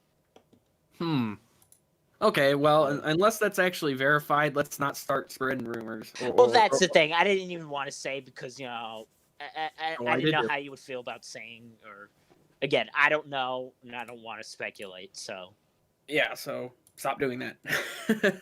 Anyway, so yeah, I mean, tons of art books. You've probably seen some of his art floating around, I'm sure. Very I'm trying to think of the right word to describe his style. It's like I said, it's sort of simplistic in a way. It's Um, I don't know if I'd call it simplistic, but it's it doesn't feel like the details are in the normal spots you normally see them. yes. If that's the right way. Like I would agree with that. you'll when he wants to emphasize something, he'll put detail into it. He did one piece. I'm pretty sure this is Tony, but let me check. there was the hentai he did. Well, Yeah, I mentioned those. we mentioned those. Oh, Yeah, so there was one piece he did of Hitagi Senjogahara from From Bakemonogatari. Bakemonogatari, Uh-huh. and you can see. I'll put that in the RSC. You can see where the detail is. Like, Well, yeah, it's like if he does a close up of like a foot or something, he'll put the detail in the foot yeah, but more than he will on like the leg or the face. Per but se. in this one, you can see very, very particularly the back dimples. If you know what I'm talking about. Mhm. Yeah. He did one that I've actually not seen, and that's the heroine series Kanojo wa Hanayame Koise Cinderella Collection. I've never seen that. It's done by Milky. I have not seen that. I'll have to look that up. But He hasn't he's made done it, that, and I'm and that's already on original board. character concepts. And he did another. He did Bikini Warriors, Oh, okay. which I'm not sure if he did the character designs on that or if he was involved somewhere else. Yeah, he did. He did the one for Valkyrie. Unsurprisingly. But yeah, I mean, just look him up. You'll probably spot, or if you're in the chat right now, you can actually look at his Hitagi illustration, and you can see sort of that style of his. When he's trying to show something off, like I said, it's very prominent. He'll make it pop almost. It's subtle. That's the word I'm looking for. It's subtle. It's Mm. not. It's not outrageous. Like comparatively, Akio Takame is outrageous. Oh Like, yeah, he's oh, kind yeah. of exaggerated. Whereas, But like, Tony but like if you look is at this picture you just posted, which I am right now, Yeah. look at the feet. yeah. The feet are very detailed. Like there's the ball, the foot, even the toes are. Which I'm sure some people with foot fetishes are drooling right now. Naturally. If you're looking at it, but besides that, I mean, as for his best work, if you don't mind watching hentai, I would point you to Sora no Iro, Miso no Iro.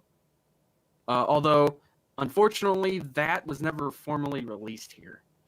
I don't believe. I'm pretty sure it never was. Genmukan was. But I think it's the only... Was Fault ever released here? I don't think it was. Because I think that's a pink pineapple. And they're not really giving us stuff anymore. Yeah. No. That was done from T-Rex. My bad. Which that's a sign of quality if there ever was one, by the way. But no, just go look around. I've got this Sora no Iro. There's an art book, and I definitely picked it up. I was all over that shit. And he's got a bunch of collected artworks under the Tony Works label. Well worth getting if you like the style. And he's got a website. I'll go ahead and try to pimp it here. Let's see if it actually lets me in there first. Well, it's not loading, so that's probably not a good sign. Yeah, I'm getting an error, so Oof. that's not gonna help. Anyway, just check it out. See if you like it. There's plenty of stuff to look around. Lots of dojins.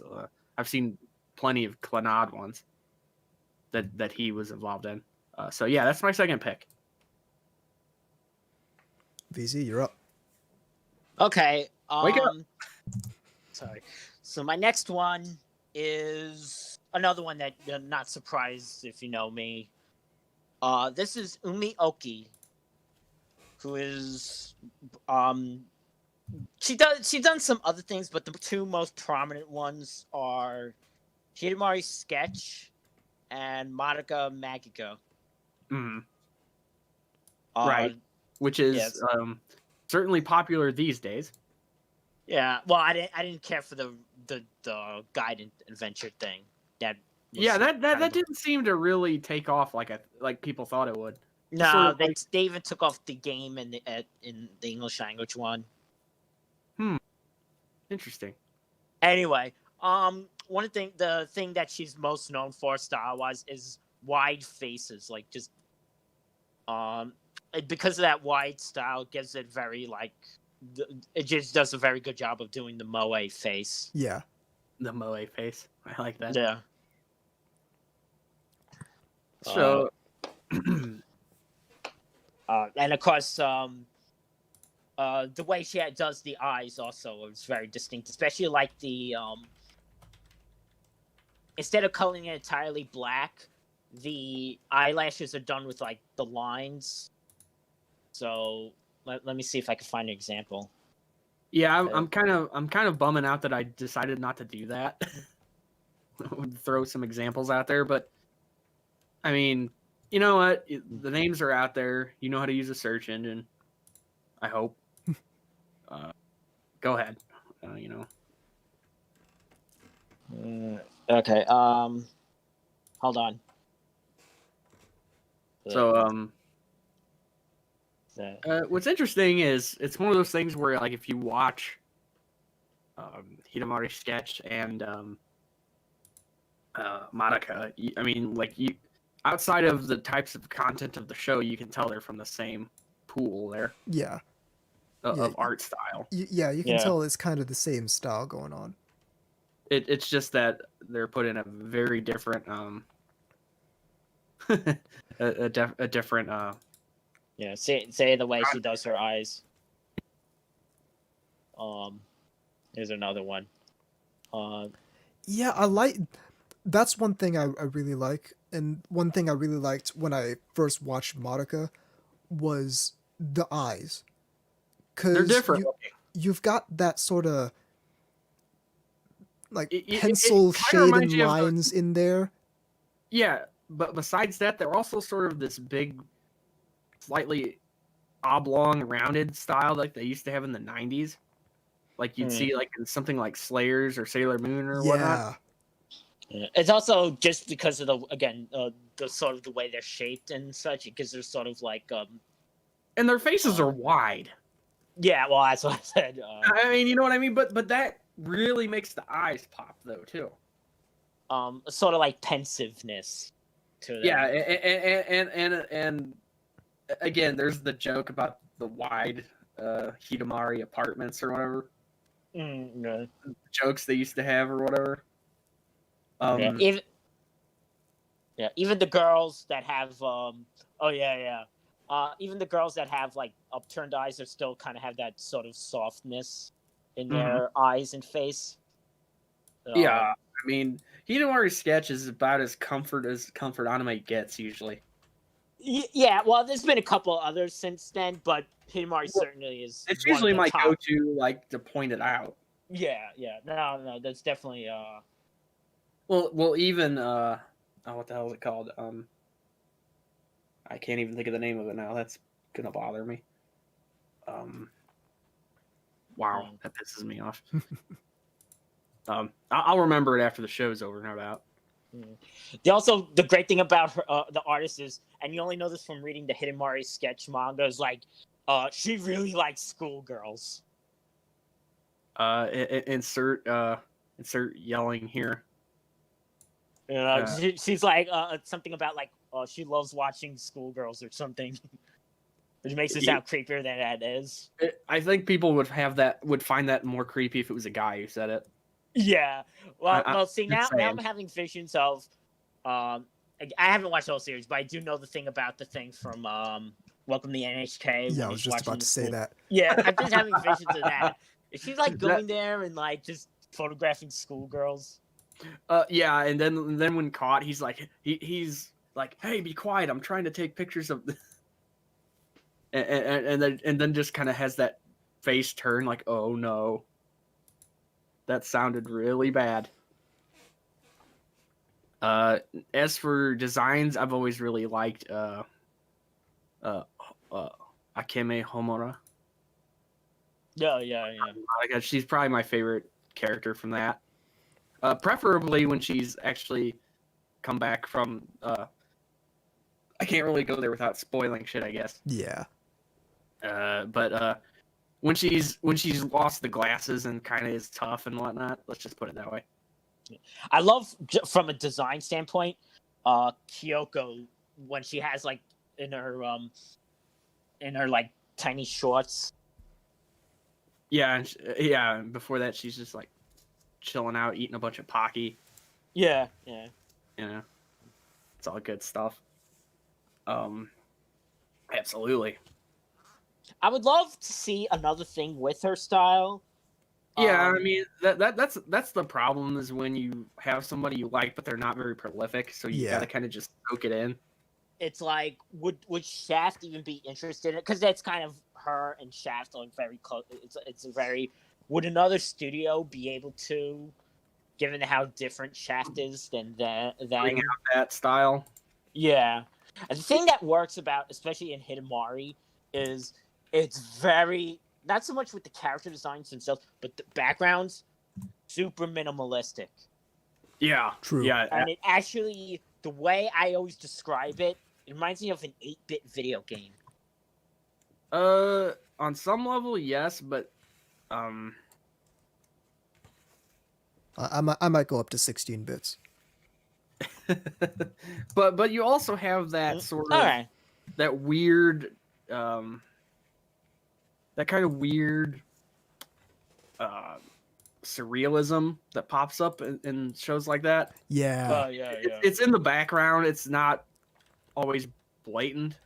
Well, I mean, with Madoka it more was because you'd have like the weird smiling moons and shit. But you know what I mean. all right, so am I up next? Yes, I believe so. So my third pick is Yoshiyuki Sadamoto. Hopefully you already know who that is. Of course, quite famously did Evangelion, Nadia, Fooly Cooly, Mm-hmm. Luna.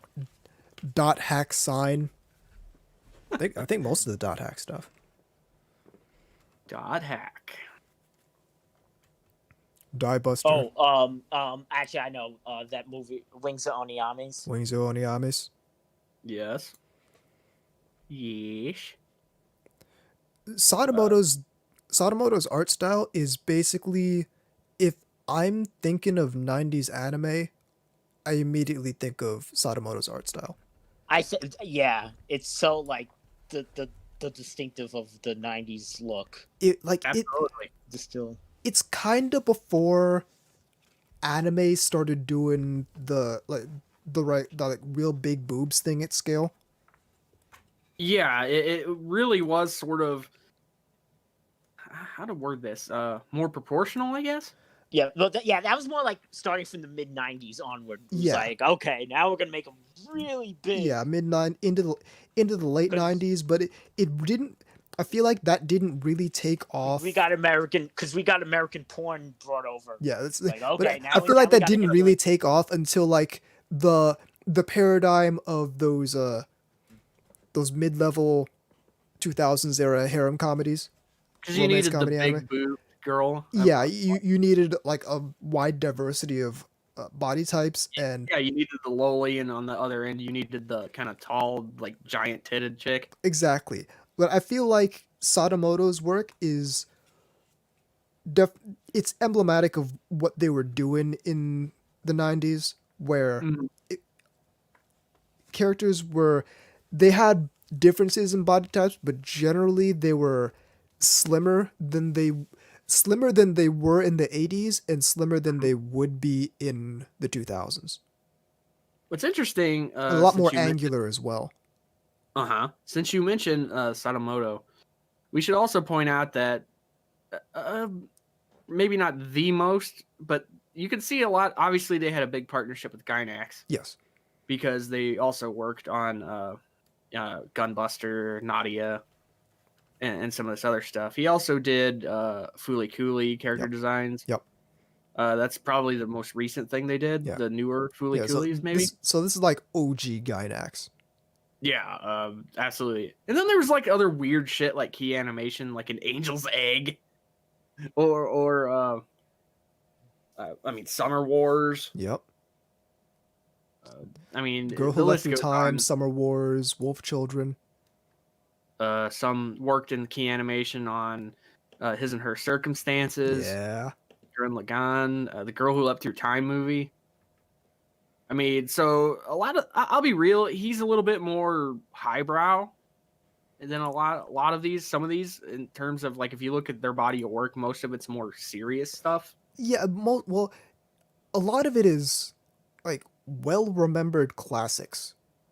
Yeah, we It's should also mention well-remembered that part of classics, the and for Daikon films. was that? He was part of the Daikon Yes, films. Yep. Key So animation yeah, on Daikon 4. So he sort of he weird was that one he of had those to take people on- hanging out there in that hot ass warehouse, locked in there overnight. Because that's how they made Daikon 4. They had rented out a warehouse, Mhm. and basically just like It's literally kinda locked weird. everyone in there overnight to do this thing, which is kind of like that's an upgrade from Daikon 3, which was like 4 dudes at Okada's house. Well, what's weird is that they're nowhere to be found, at least with credits anyway, in Otaku no Video, and you think they would be. I think Otaku no Video was different people. I know Yeah, someone I else know did that, the character but designs the on history of that one. Dynax, I mean, he's kind of important. I mean, I suppose that he came later, maybe, I guess. Well, But I mean, Daikon. yeah, well, wasn't I'm pretty sure Otaku no Video was between Gunbuster and Nadia. Yeah, So who knows what they were doing? What Sadamoto I'm was just doing saying at that that it's point? almost feels like a little bit of an omission. Maybe Yeah. it wasn't, but nothing's perfect. Yeah, so. he's like involved with almost every other Gainax classic up until like And again, the all the 2000s. dot hack shit. All the I dot mean, hack stuff. Yeah, and when I say shit, I'm not saying it's bad. Yeah. I'm saying that in a general term. I actually like Uh-oh. dot hack is one of those anime that I Didn't like it first and went back. didn't like it at first, but went back and I was like, this is actually really good. Oh, I remember liking the second one. this the is bracelet actually one. important. Oh yeah. Something that's important that didn't really get looked at. He was also the character designer for Chrono Cross, Ooh. which was sort of a sequel to Chrono Trigger. I never cared for it, but it was relatively. It generated a lot of interest based upon just that. He also it wasn't for me, but speaking Any of other video games, I know I said what? speaking of video games, he also did the designs for the Lunar series. Yeah, that's what I said. Oh wow! I Yeah. don't even see that here. Interesting. That's cool. It looks But- like but- she looks like a younger Masato. Yeah. Luna. Yeah. Yep. Yep. Sure does. With shorter hair. Yep, and lighter blue. But yeah, now that you say that, it's actually pretty obvious. I actually didn't know that. So we're all learning something today. As somebody who's played Lunar, I'm kind of disappointed that didn't register. I've actually been playing through Lunar 2 quite pretty recently. Eternal Blue. Oh man. How much okay guys, how much do you remember of Lunar 2? Not a lot. So honestly, I'd probably rather play it again than dip into spoilers because I Right. don't remember a lot. Yeah, all I'm gonna say is that there's a boss in the Haunted Mansion that just almost kicked my ass. Like I almost had to start over. Like I almost died and had to start over. Like Yeah.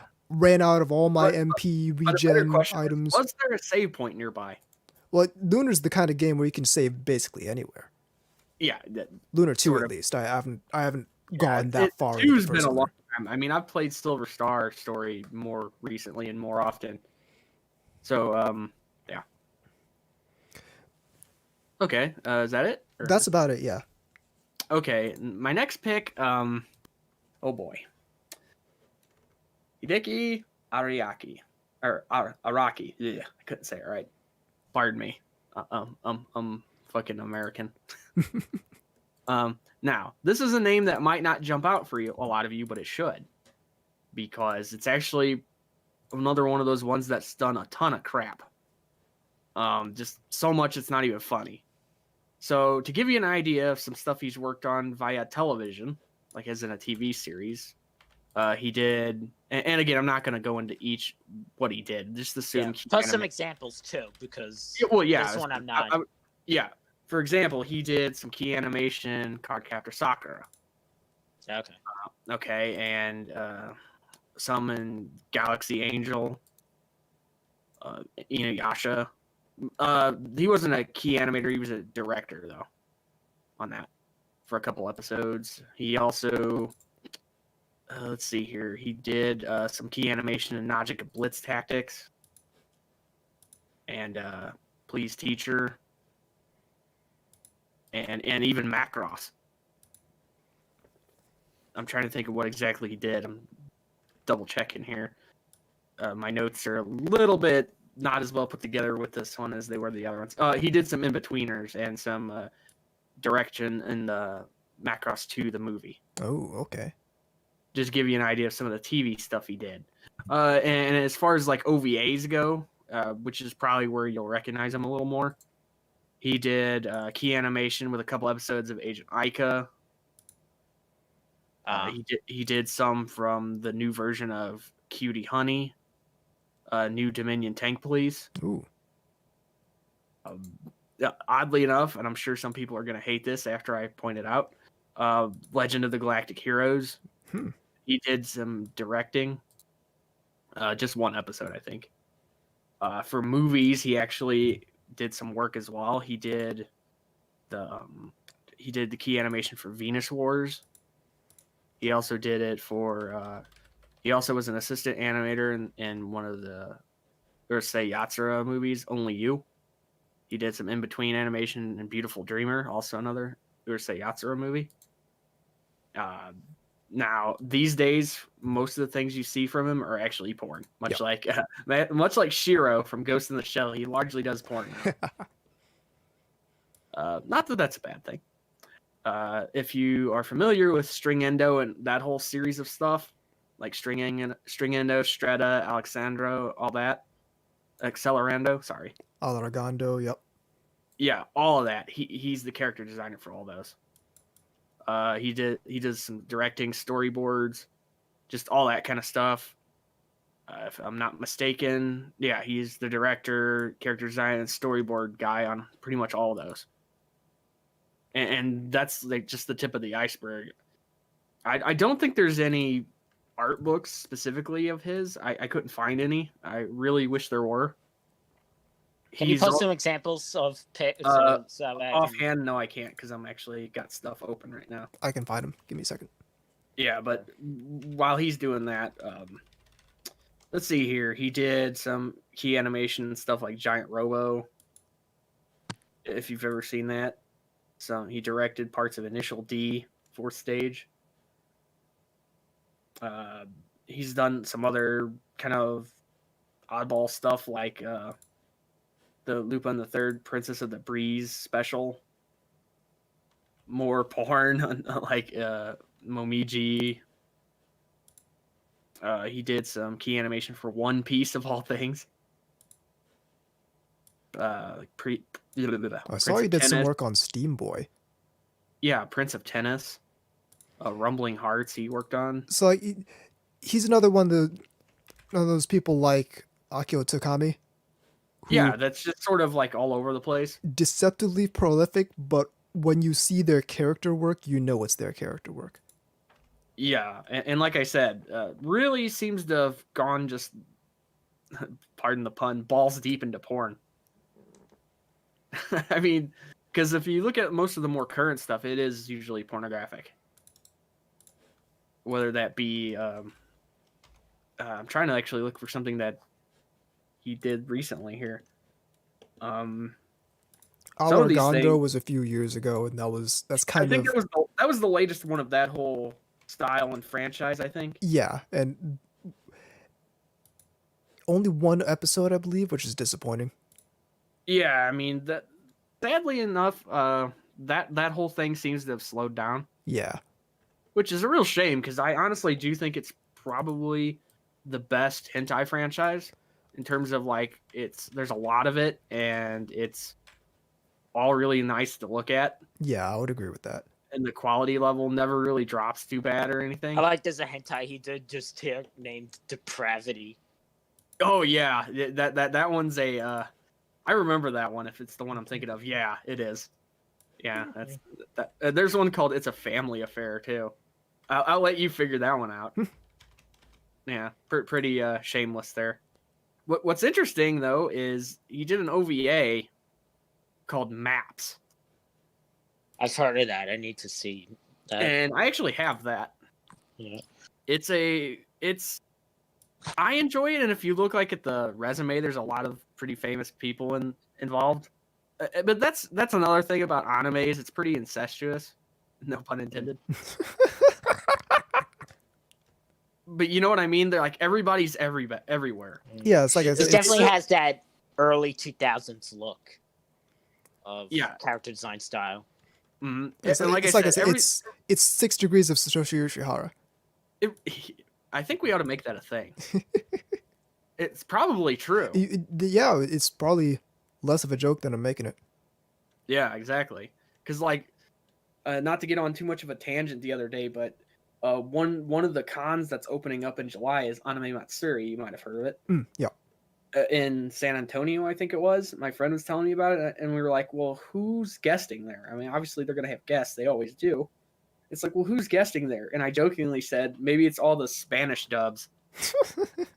That's less of a joke than I thought because that actually is the only two guests that are there actually are the Mexican equivalents to the dubs. Wow. Like, and I was like, I was kidding. Yeah, I legitimately thought that was a joke. Yeah, exactly. I was not being serious at all. Oh, and by the way, just to continue and punctuate this for something for Anubis, he also did. He was an assistant animation director in episode 5 of Tenchi Muyo, Hey, the first OVA, 1992. getting on the best anime. So anyway, yeah, that's my third pick. Again, sort of my version of your Akio Akio Takami. Takami. Yeah, that's sort of my pick. That's in that kind of ballpark. VZ. VZ, go for Okay. it. So my final pick is I needed one like old school character designer because I do love like the 80s even though I like modern stuff. I do love like the 80s stuff too. Now there was a bunch of selection picks I could have gone with, but I kind of gone with the one that I would have liked that I found was the most representative of that particular look that I'm into the most, and that is Toshihiro Hirano. Mm-hmm. And he's done stuff like all the Ixers, the Ixer series, Megazone 2-3 Part 1, Dangaio. I mean, was actually did some Cream Lemon even. Oh yeah. That was the sexy something symphony, sexy Mako. Don't do it, Mako. Yeah. Did some directing work too. Many of these I've actually seen. Yeah. Oh, well, that's what I like. Is a lot of his stuff is like character designer and director. Yeah. Yeah, that was sort of another thing with Araki that I didn't mention. There's some directing too, and I don't think I actually mentioned what I actually liked about their art style. It's actually somewhat more realistic than a lot of others. Yeah, and true. And like proportions, like real hair colors and stuff like that. Not like it's sort of the hey, this one doesn't have the wacky green spiked hair or anything like that. It's normal browns, blacks, blondes, and stuff like that. Cosmos Pink Shock, which was a one shot. He directed. I love this. Imagine the tag team of Hirano is a director and the mecha designer of Koichi Ohara, and that is Steel Devil or Demon of Steel. It translates as either. Right. So yeah. Another one he directed. That's like he's done a lot of really over the top OVAs. He's done Apocalypse Zero from the '90s. He's done Magic Knight Ray Earth. Hmm. Hold on, I'm gonna open up the thing. I'll help you. Macross, Do You Remember Love? He was an animation director. Yeah, I can believe that. We can draw a parallel for that in my next pick. Hmm.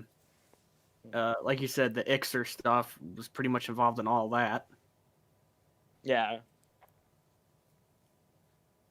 And Beyond that, surprisingly enough, was the director for Devil Lady, oh yeah. the Go Nagai thing. Yeah. Hold on. Apparently did storyboards for Sonic X. I don't remember that at all. I'll just be honest with you. Oh, okay. I was right. He didn't do the character designs, but he did direct one of my favorite mecha OVAs, Hades Project Zeraimer. Mm. Let me see. Yeah, Paco Zero, Cream Lemon. What's funny about that is here it says under genre mecha sci-fi hentai, only the first manga version. Whatever Oh that. yeah. That was the I would not know. I've never seen that. for Ixer, right? Yeah. Yeah, that was because it was in the thing called Lemon People. Yeah. Which if you know anything about Lemon People, there's a big story behind that. Which foreshadowing for something we're gonna do later. If you all know. Hopefully somebody gets that. What else? Toba Kage. I told you about that one. Mm-hmm. Yeah. Disnotech is still trying to track down all the English dub episodes of as was when it was brought over as Ninja Robots. I just love the name of that, Ninja Robots. I know. So like, as if something couldn't be already like deadly enough as a ninja. They're also robots. I love how the theme song is basically, it's the same melody as the Japanese, but it's totally like English rewrite. Pretty much like the Sailor Moon. Ooh. Are you going to do a lemon party? No, it's actually referring to when we're going to cover that hentai history of hentai book. I'm sure. I don't know if I'll be able to be on that one. Mentioned.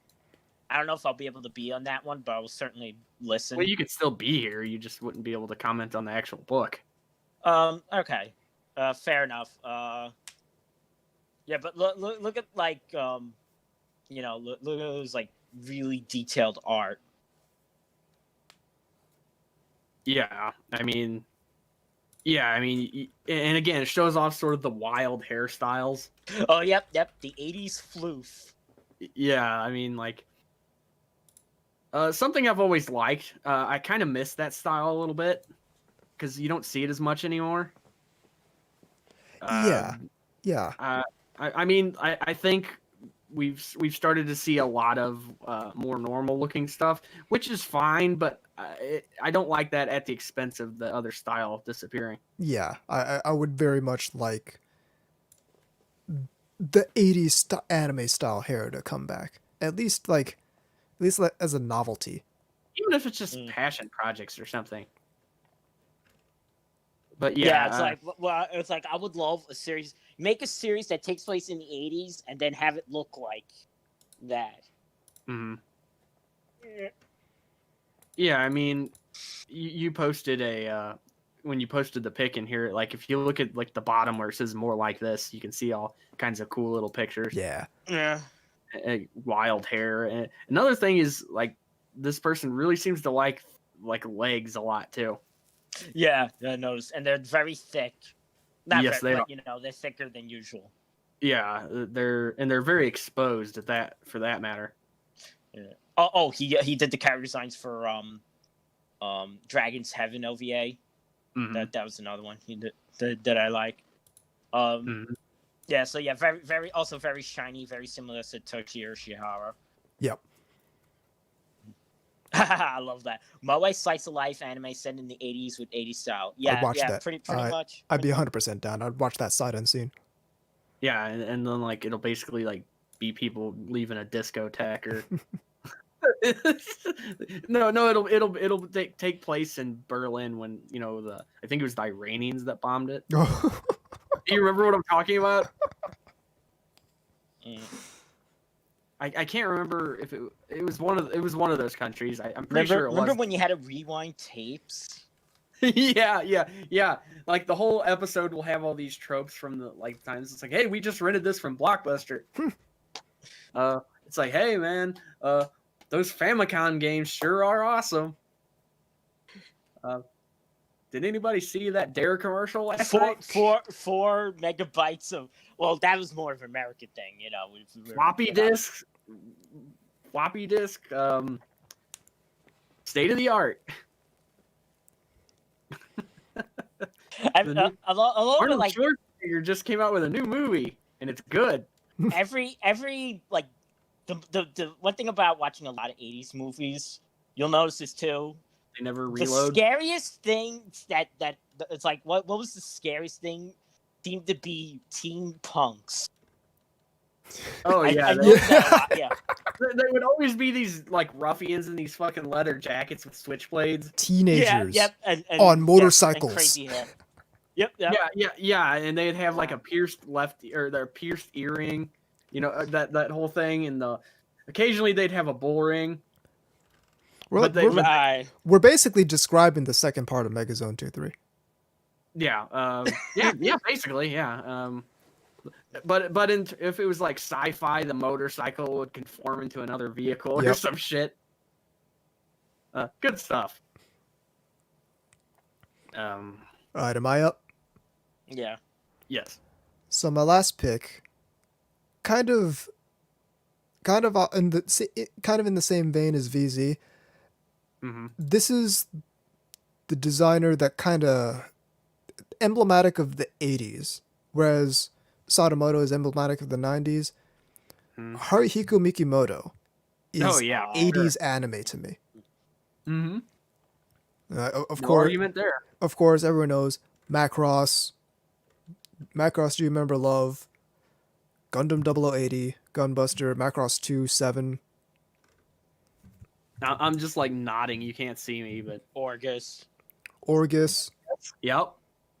And Orgus 02, which is better than I actually like Orgus 02 more than the Very recently, Cabaneri of the Iron Fortress, which was kind of wild seeing real life Haruhiko Mikimoto doing a 2016 anime. Yeah, I mean that must have kind of went quietly under the radar because that didn't really jump out to me when. It was. I mean, I didn't even hear about that. So basically the entire reason I even started watching that anime was because I knew it was Haruhiko Mikimoto that did the designs, and if you look at it, you can tell. I mean, I would have probably checked it out if I'd have known that. I'd say one thing about Mikimoto's style is it elevated the character design style of anime. It taught at the medium to be more detailed. I would agree with that. You think so? Yeah, I think so. Right, because again, before character design style wasn't as complex, but then and shows like how they just couldn't, not in the movie obviously, but in the Macross series, they just couldn't keep up with those character designs. And we kind of had that, like, some infamous episodes. Yeah. Mhm. Or there's some really terrible shots of Mira. Well, But so I mean, of Mesa. I mean, yeah. so a lot of when he does the more detailed stuff, like when you see his stuff in art books, or you see it in movies or OVAs, like Do You Remember Love, he definitely has that shiny sort of quality. The same thing you might Mhm. see with Satoshi Irishihara. It's a Sort of little bit shimmering. it's a little bit more subdued, I think. But I Mhm. think if you really want to get a feel for his range, look at something like 0080, then look at something like Do You Remember Love, and then look at Cabaneri of the Iron Fortress. Mhm. Mm. Yeah, I mean, and again, some of these artists and whatnot have sort of a distinct style that they sort of just work within that, and then others sort of expand a little bit beyond that. Like I mentioned, Akira Toriyama, he's not one of those guys. His is a style, it's in stone. You can tell when it's his. It would, if he tried to go outside of it, it would probably look wonky. Yeah. Um,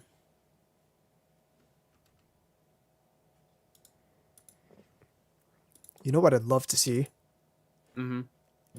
Modern day Haruhiko Mikimoto doing a new mecha series. Like it'd be really cool to pair him up with Tamino. Oh, see, they should have done that, because he was the original character designer for, Hathaway's Flash. Hathaway's I mean Flash. recently. I know that, but I'm saying, wait, hold on.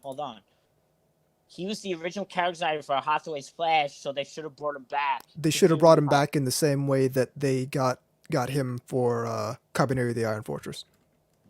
Yeah, sure. Again, that's one of the things that I kind of like about anime, and unfortunately, it's not as true now as it was back in the day. But the collaborative spirit was there. This like sort of like I said, it's very incestuous. Like everybody was everywhere. Yeah. Like, it's like, oh, like we're not contracted to this studio or whatever. We're just out there doing it. Especially back in like the 80s into the 90s, because it's like you had Hideki Anno did some work for Macross and then came to hang out with the Gainax guys and then ended up doing all this stuff he did there. Mm-hmm. You had a lot of that cross pollination that allowed people's styles to influence different anime in different ways. Right. And again, if you look at something, and then there was the projects like Cream Lemon or something like that. Yeah. Where it basically just pulled everybody from everywhere. It's like, hey, you want to work on this? Yeah. It's like, and they kind of left their touches on whatever episode or parts they worked on. Right. I mean, that's not to say it isn't still like that, but it doesn't feel as collaborative anymore. It feels like, oh, occasionally somebody pops up here and there. Yeah, occasionally someone known will do something that's either kind of out of their wheelhouse or it's been a while since they last did something and now they're doing Like something. somebody getting pulled out of retirement or Yeah, something. You know? that's how I felt about Mikimoto. It's like, Yeah, oh, and I haven't can understand that because you're right. When you think of them, you think of the 80s. exactly. There was a manga that I used to have on it. Unfortunately, it got messed, with the flood. You got Sandy Eyes. Yeah, and I can't find a rip of it, like a scan code. Yeah, a scan. That's it. Thank you. Trying to remember the name of it. It was a manga. It was a 5 manga thing, but it took like a decade for him to do. Obviously, must have been like just a side project of him. Mm-hmm. Not a thing that working. I don't want to say working hard because the art actually was really good. Mm-hmm. But do you remember anything about it? Because I have the list of the manga he did right here. I'm looking it up now. Because he's done lots of, as far like he did 0080, sure, but as far as Gundam manga goes, he did quite a few. Mm-hmm. I need to see this one day. This OVA called, I'm sure that there's rips now. High Speed Jesse. I know, but that's such a great. I'm sorry, but I'm thinking of Full House, and I'm thinking of like Jesse from Full House. Oh, John I found Stamos. it. Yeah, I found it. It's called Marionette Generation. Hmm. Yeah, that's it. Yeah, I'm just thinking of like him on a high speed bike or something. It is or isn't High Speed Jesse the most 80s, or at least in the running for the most 80s anime titles? It also could be it also sounds like it could be like some sort of like what do you call it, stadium rock ballad or something. High speed Jesse. Anything named High Speed Jesse, you know it came out in the 80s. Oh yeah, for sure. I would be surprised if it did not.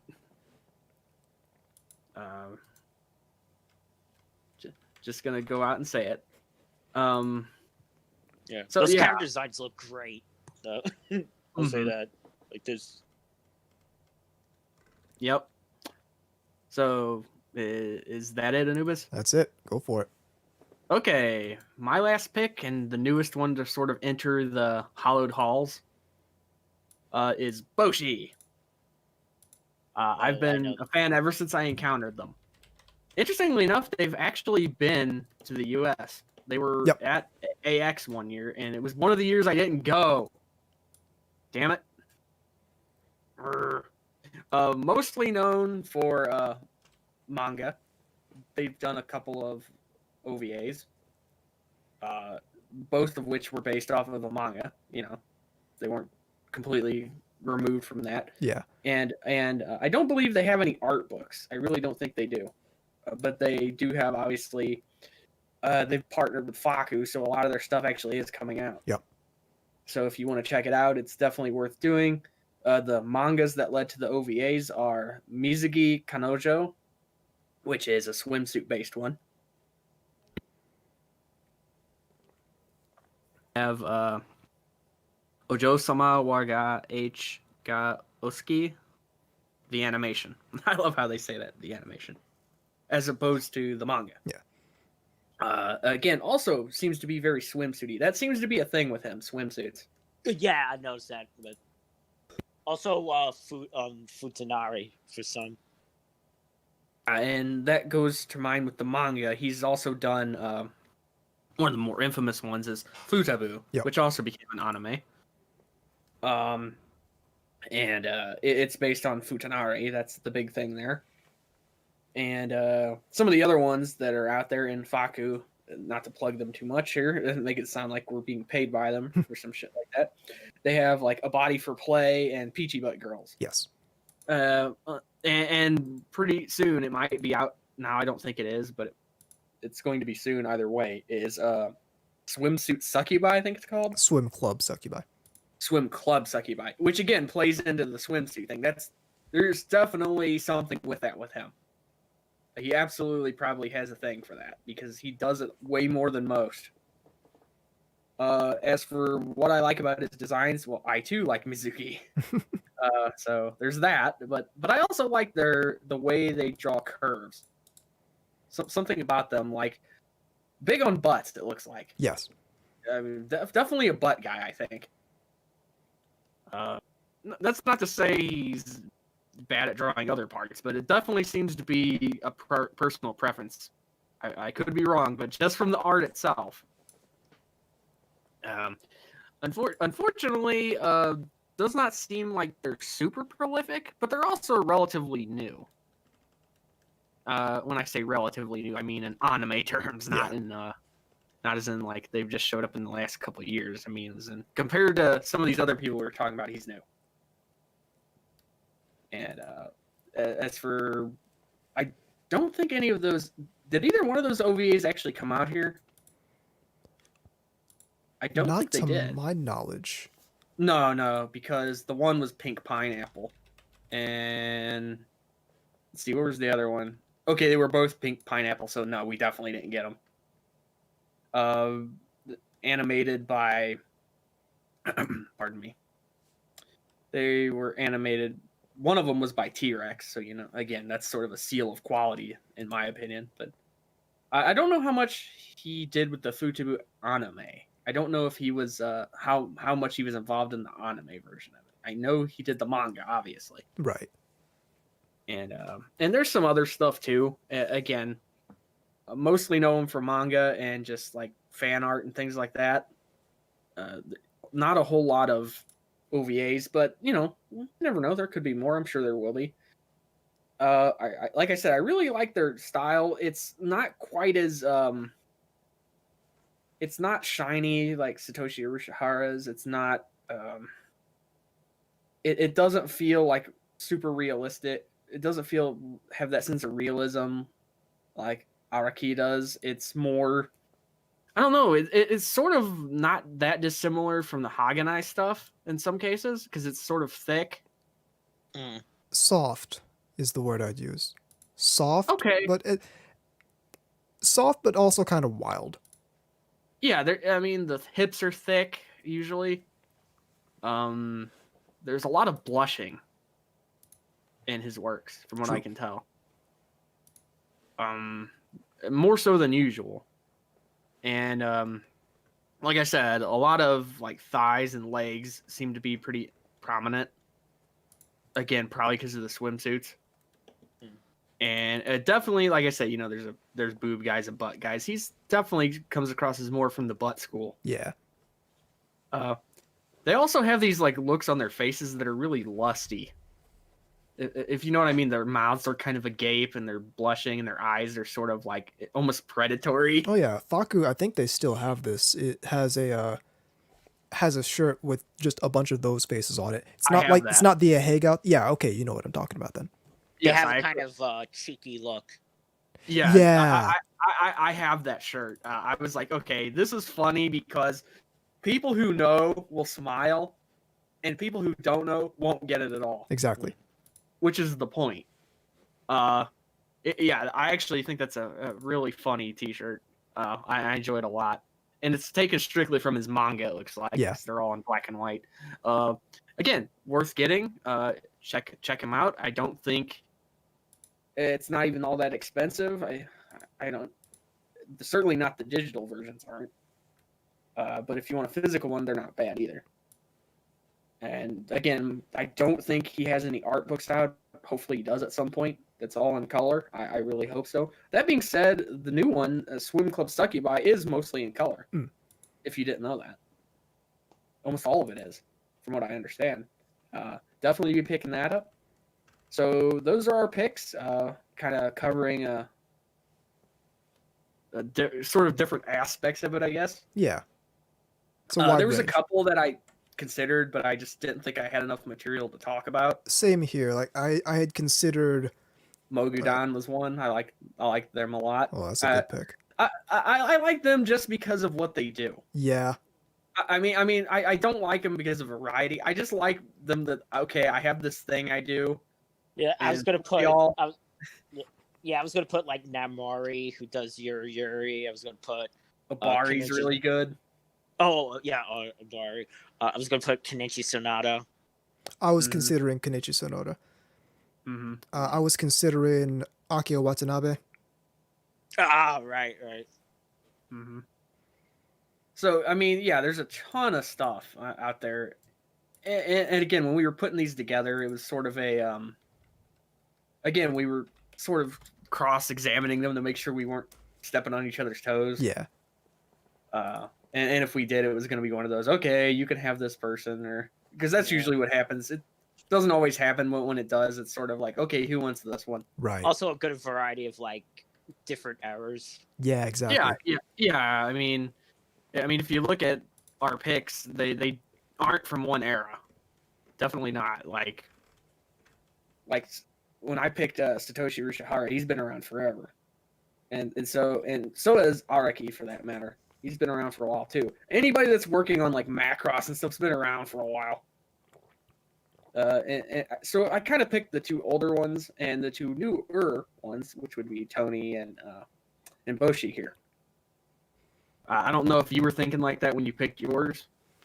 I was struggling with the last two because I knew Shimada had to be on there. I knew Takami had to be on there.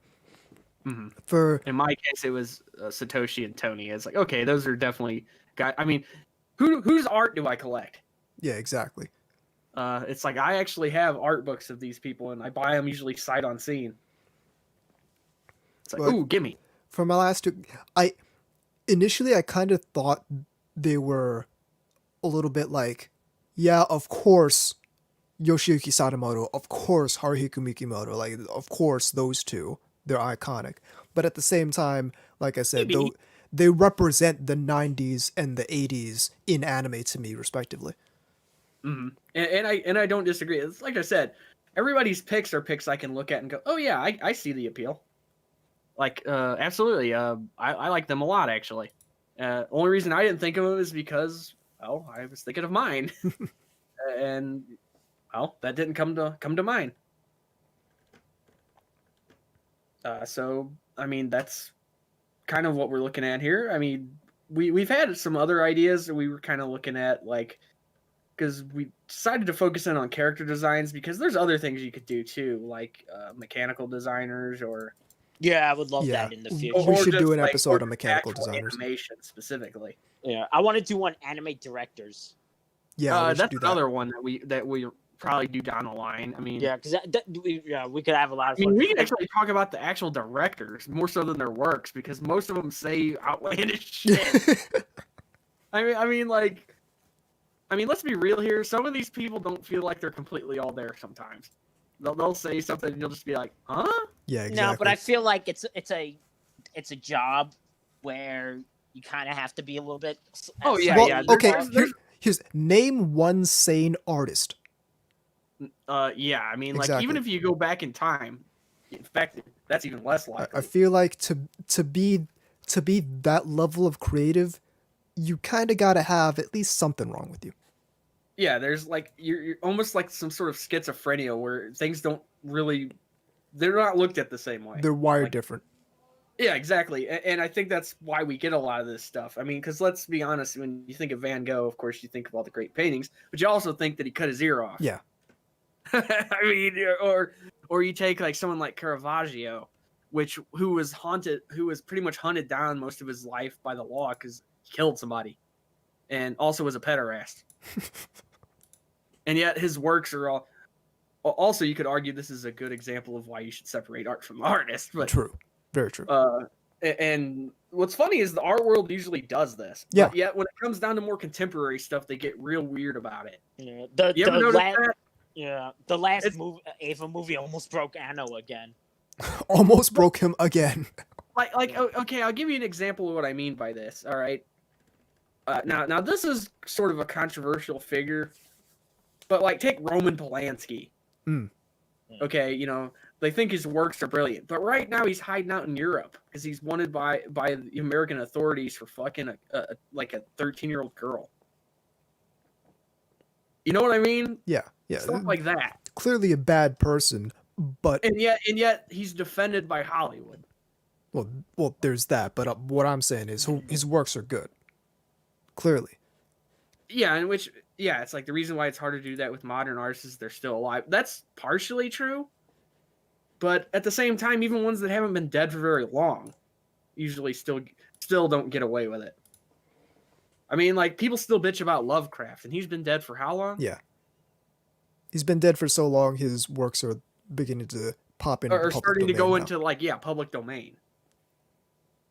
Yeah, I mean... Yeah, I mean, there is some level of that, and it's getting, like, people who like, I don't know, Richard Wagner, super anti-Semite, in Germany. And it's like, well, a lot of people actually like his works. Although I should mention, I believe to this day his music is banned in Israel, which wouldn't be a surprise. Yeah, that does make sense. But at the same time, he's considered part of canon. I mean, Right, most people who listen to classical music think so. that's the whole thing, and that's why I think it's important to separate the art from the artist on some level. Because I like having the interesting conversations, so I think it's an interesting conversation to talk about how the worst qualities of someone's personality may have influenced their art. Mm-hmm. And I think that's an important conversation to have, because that's kind of like facing the darkness. It's like, okay, own up to the fact that we societally do enjoy the product of what might have been the product of someone's disturbed mind that we all agree is wrong, but we still like the output of it. So this is something I was talking to my dad about some months ago. Hmm. Like there's so we all know that like people in the rap game get killed habitually, but it's Oh actually been yeah. getting worse, and part of Is it it? is Is it because really? yeah, oh yeah, I mean, I haven't been paying attention, so I actually didn't know that. no people, because now they go on social media, and everyone has to posture on social media, and you can never back down, because then you're not Mhm. real. So like when people pull up and they're doing it for Instagram likes, the That's even more fucked up. the other people have to retaliate, and then people get killed. But we were talking is like, on some level, that paradigm creates good music, and Well, we have to contend with that. right, Like because it comes from is it comes from this a is very real person. well, it's like there's this rap group I like called Mhm. Griselda, and it's these three dudes, Yeah. and it's selling drugs and shooting people rap. Okay, And so it's the like good stuff. one of these guys had actually gotten shot in the face, and so he has Bell's palsy. So Holy like shit! half Yeah. of his face is just drooping lower than the other half. So like Was it like it's nerve death or whatever? yeah. So like it's like actual shooting people and selling drugs rap, but it's Right. good music. Right. It's that sort of reminds me of like the Norwegian black metal scene where you had these people that were like arsonists and like there was some murders and like, you know, some Nazi affiliations and all kinds of other weird shit. Yeah, so it's like clearly I don't support selling drugs and shooting people in the No. face, but I like the music that on some level that paradigm produces. And so I Yeah, think that's an interesting conversation to have a for discussion at, sure. and we can't have that discussion if the People are screaming that like if you like anything that's not squeaky clean that you're a bad person. exactly we can't have the discussion if the first instinct is to throw everything that person made in the trash once it's found out that the visionary artist is some level of a deviant. Well, I got a perfect example of some of that that's happening relatively recently, and it relates to what we're doing. And then we'll close the show out. Close. Take a show like Angel Cop, Mm. where people had a real problem with the ending of it, and to the point where the dub actually changed what it actually meant. Yeah. And then there's a couple other shows like that too, but we'll use that one since we've mentioned it on here before. I mean, the dub of it completely tried to shy away from what it actually did. Right. And said, okay.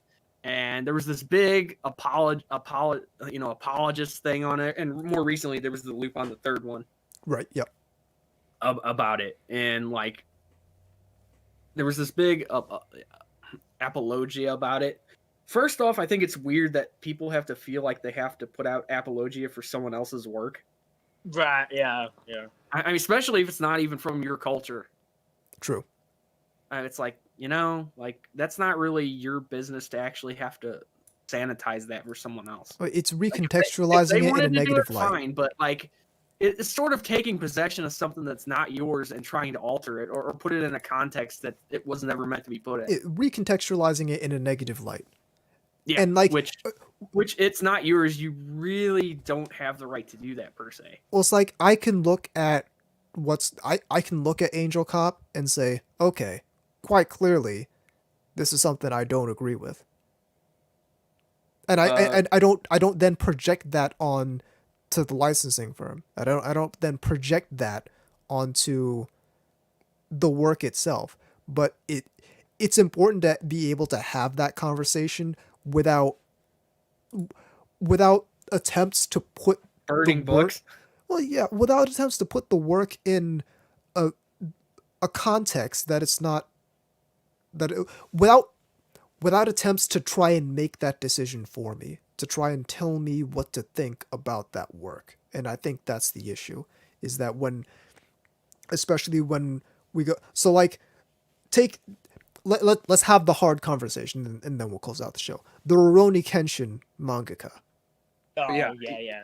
For those who don't know, he's in trouble. Yeah, lot. he was arrested on possession CP of charges. yeah, exactly. So And not manga, real stuff. yeah, the actual stuff. So Rurouni Kenshin is obviously a classic. Yeah, We all absolutely. agree, even though some people are probably trying to take it out of that canon, but we all agree Rurouni Kenshin is a classic. But Yeah. how do we contend with the fact that the the the person who made that classic is also the same kind of disturbed person who would look that way at a child? Yeah, I mean, the thing is, here's the other thing. There's no hint of that in the show. None. No. If you watch the show, you would never know. So you could argue that it's one thing when it shows through in the work itself. Even then- then, sometimes that's not always necessarily completely gets rid of it for me. but- Exactly. I mean, in this case, it might, but But that's the thing, is people are now trying to like it's very Maoist. they're removing Rurouni Mm. Kenshin from the canon because of the The particular West is way in- in which the mangaka was disturbed. I don't think in Japan they're doing that, Well, the people here are trying to do it, yeah. which You're is right. even more funny because it's not ours. You know, it's literally a Japanese historical thing. Yeah. It's based on real people and events in their culture, not ours. Yeah, but so that's really the point. Is like, name for me an artist that isn't disturbed in some way, and I'll wait. And I'll be waiting a while. I'm not gonna hold my breath. Well, we should clarify that. Name a good one. Exactly. Name a good artist that doesn't on That's some safe level and have squeaky something wrong with him. clean, Is no not on some transgressions. is not some level of a deviant. Is not some kind of Off kilter. isn't like name a good artist that's like squeaky clean normal person. There They're probably boring. there are no, and I get it. I hate using this word. There are no normie artists. Not good ones anyway. I don't think so. Artists are weird people, and we have to accept that. We have to understand that. Why do We you have think they're drawn to art to do that? Bob Ross. Okay. I mean, but that's all we know about him. For all we Yeah, know, I- for all we know, behind closed doors, he was riding some chick from behind and singing Yankee Doodle or Well, some shit. and it doesn't necessarily need to be they're like bad in some way, but No, they might just be quirky or some level, maybe some level of neuroatypical.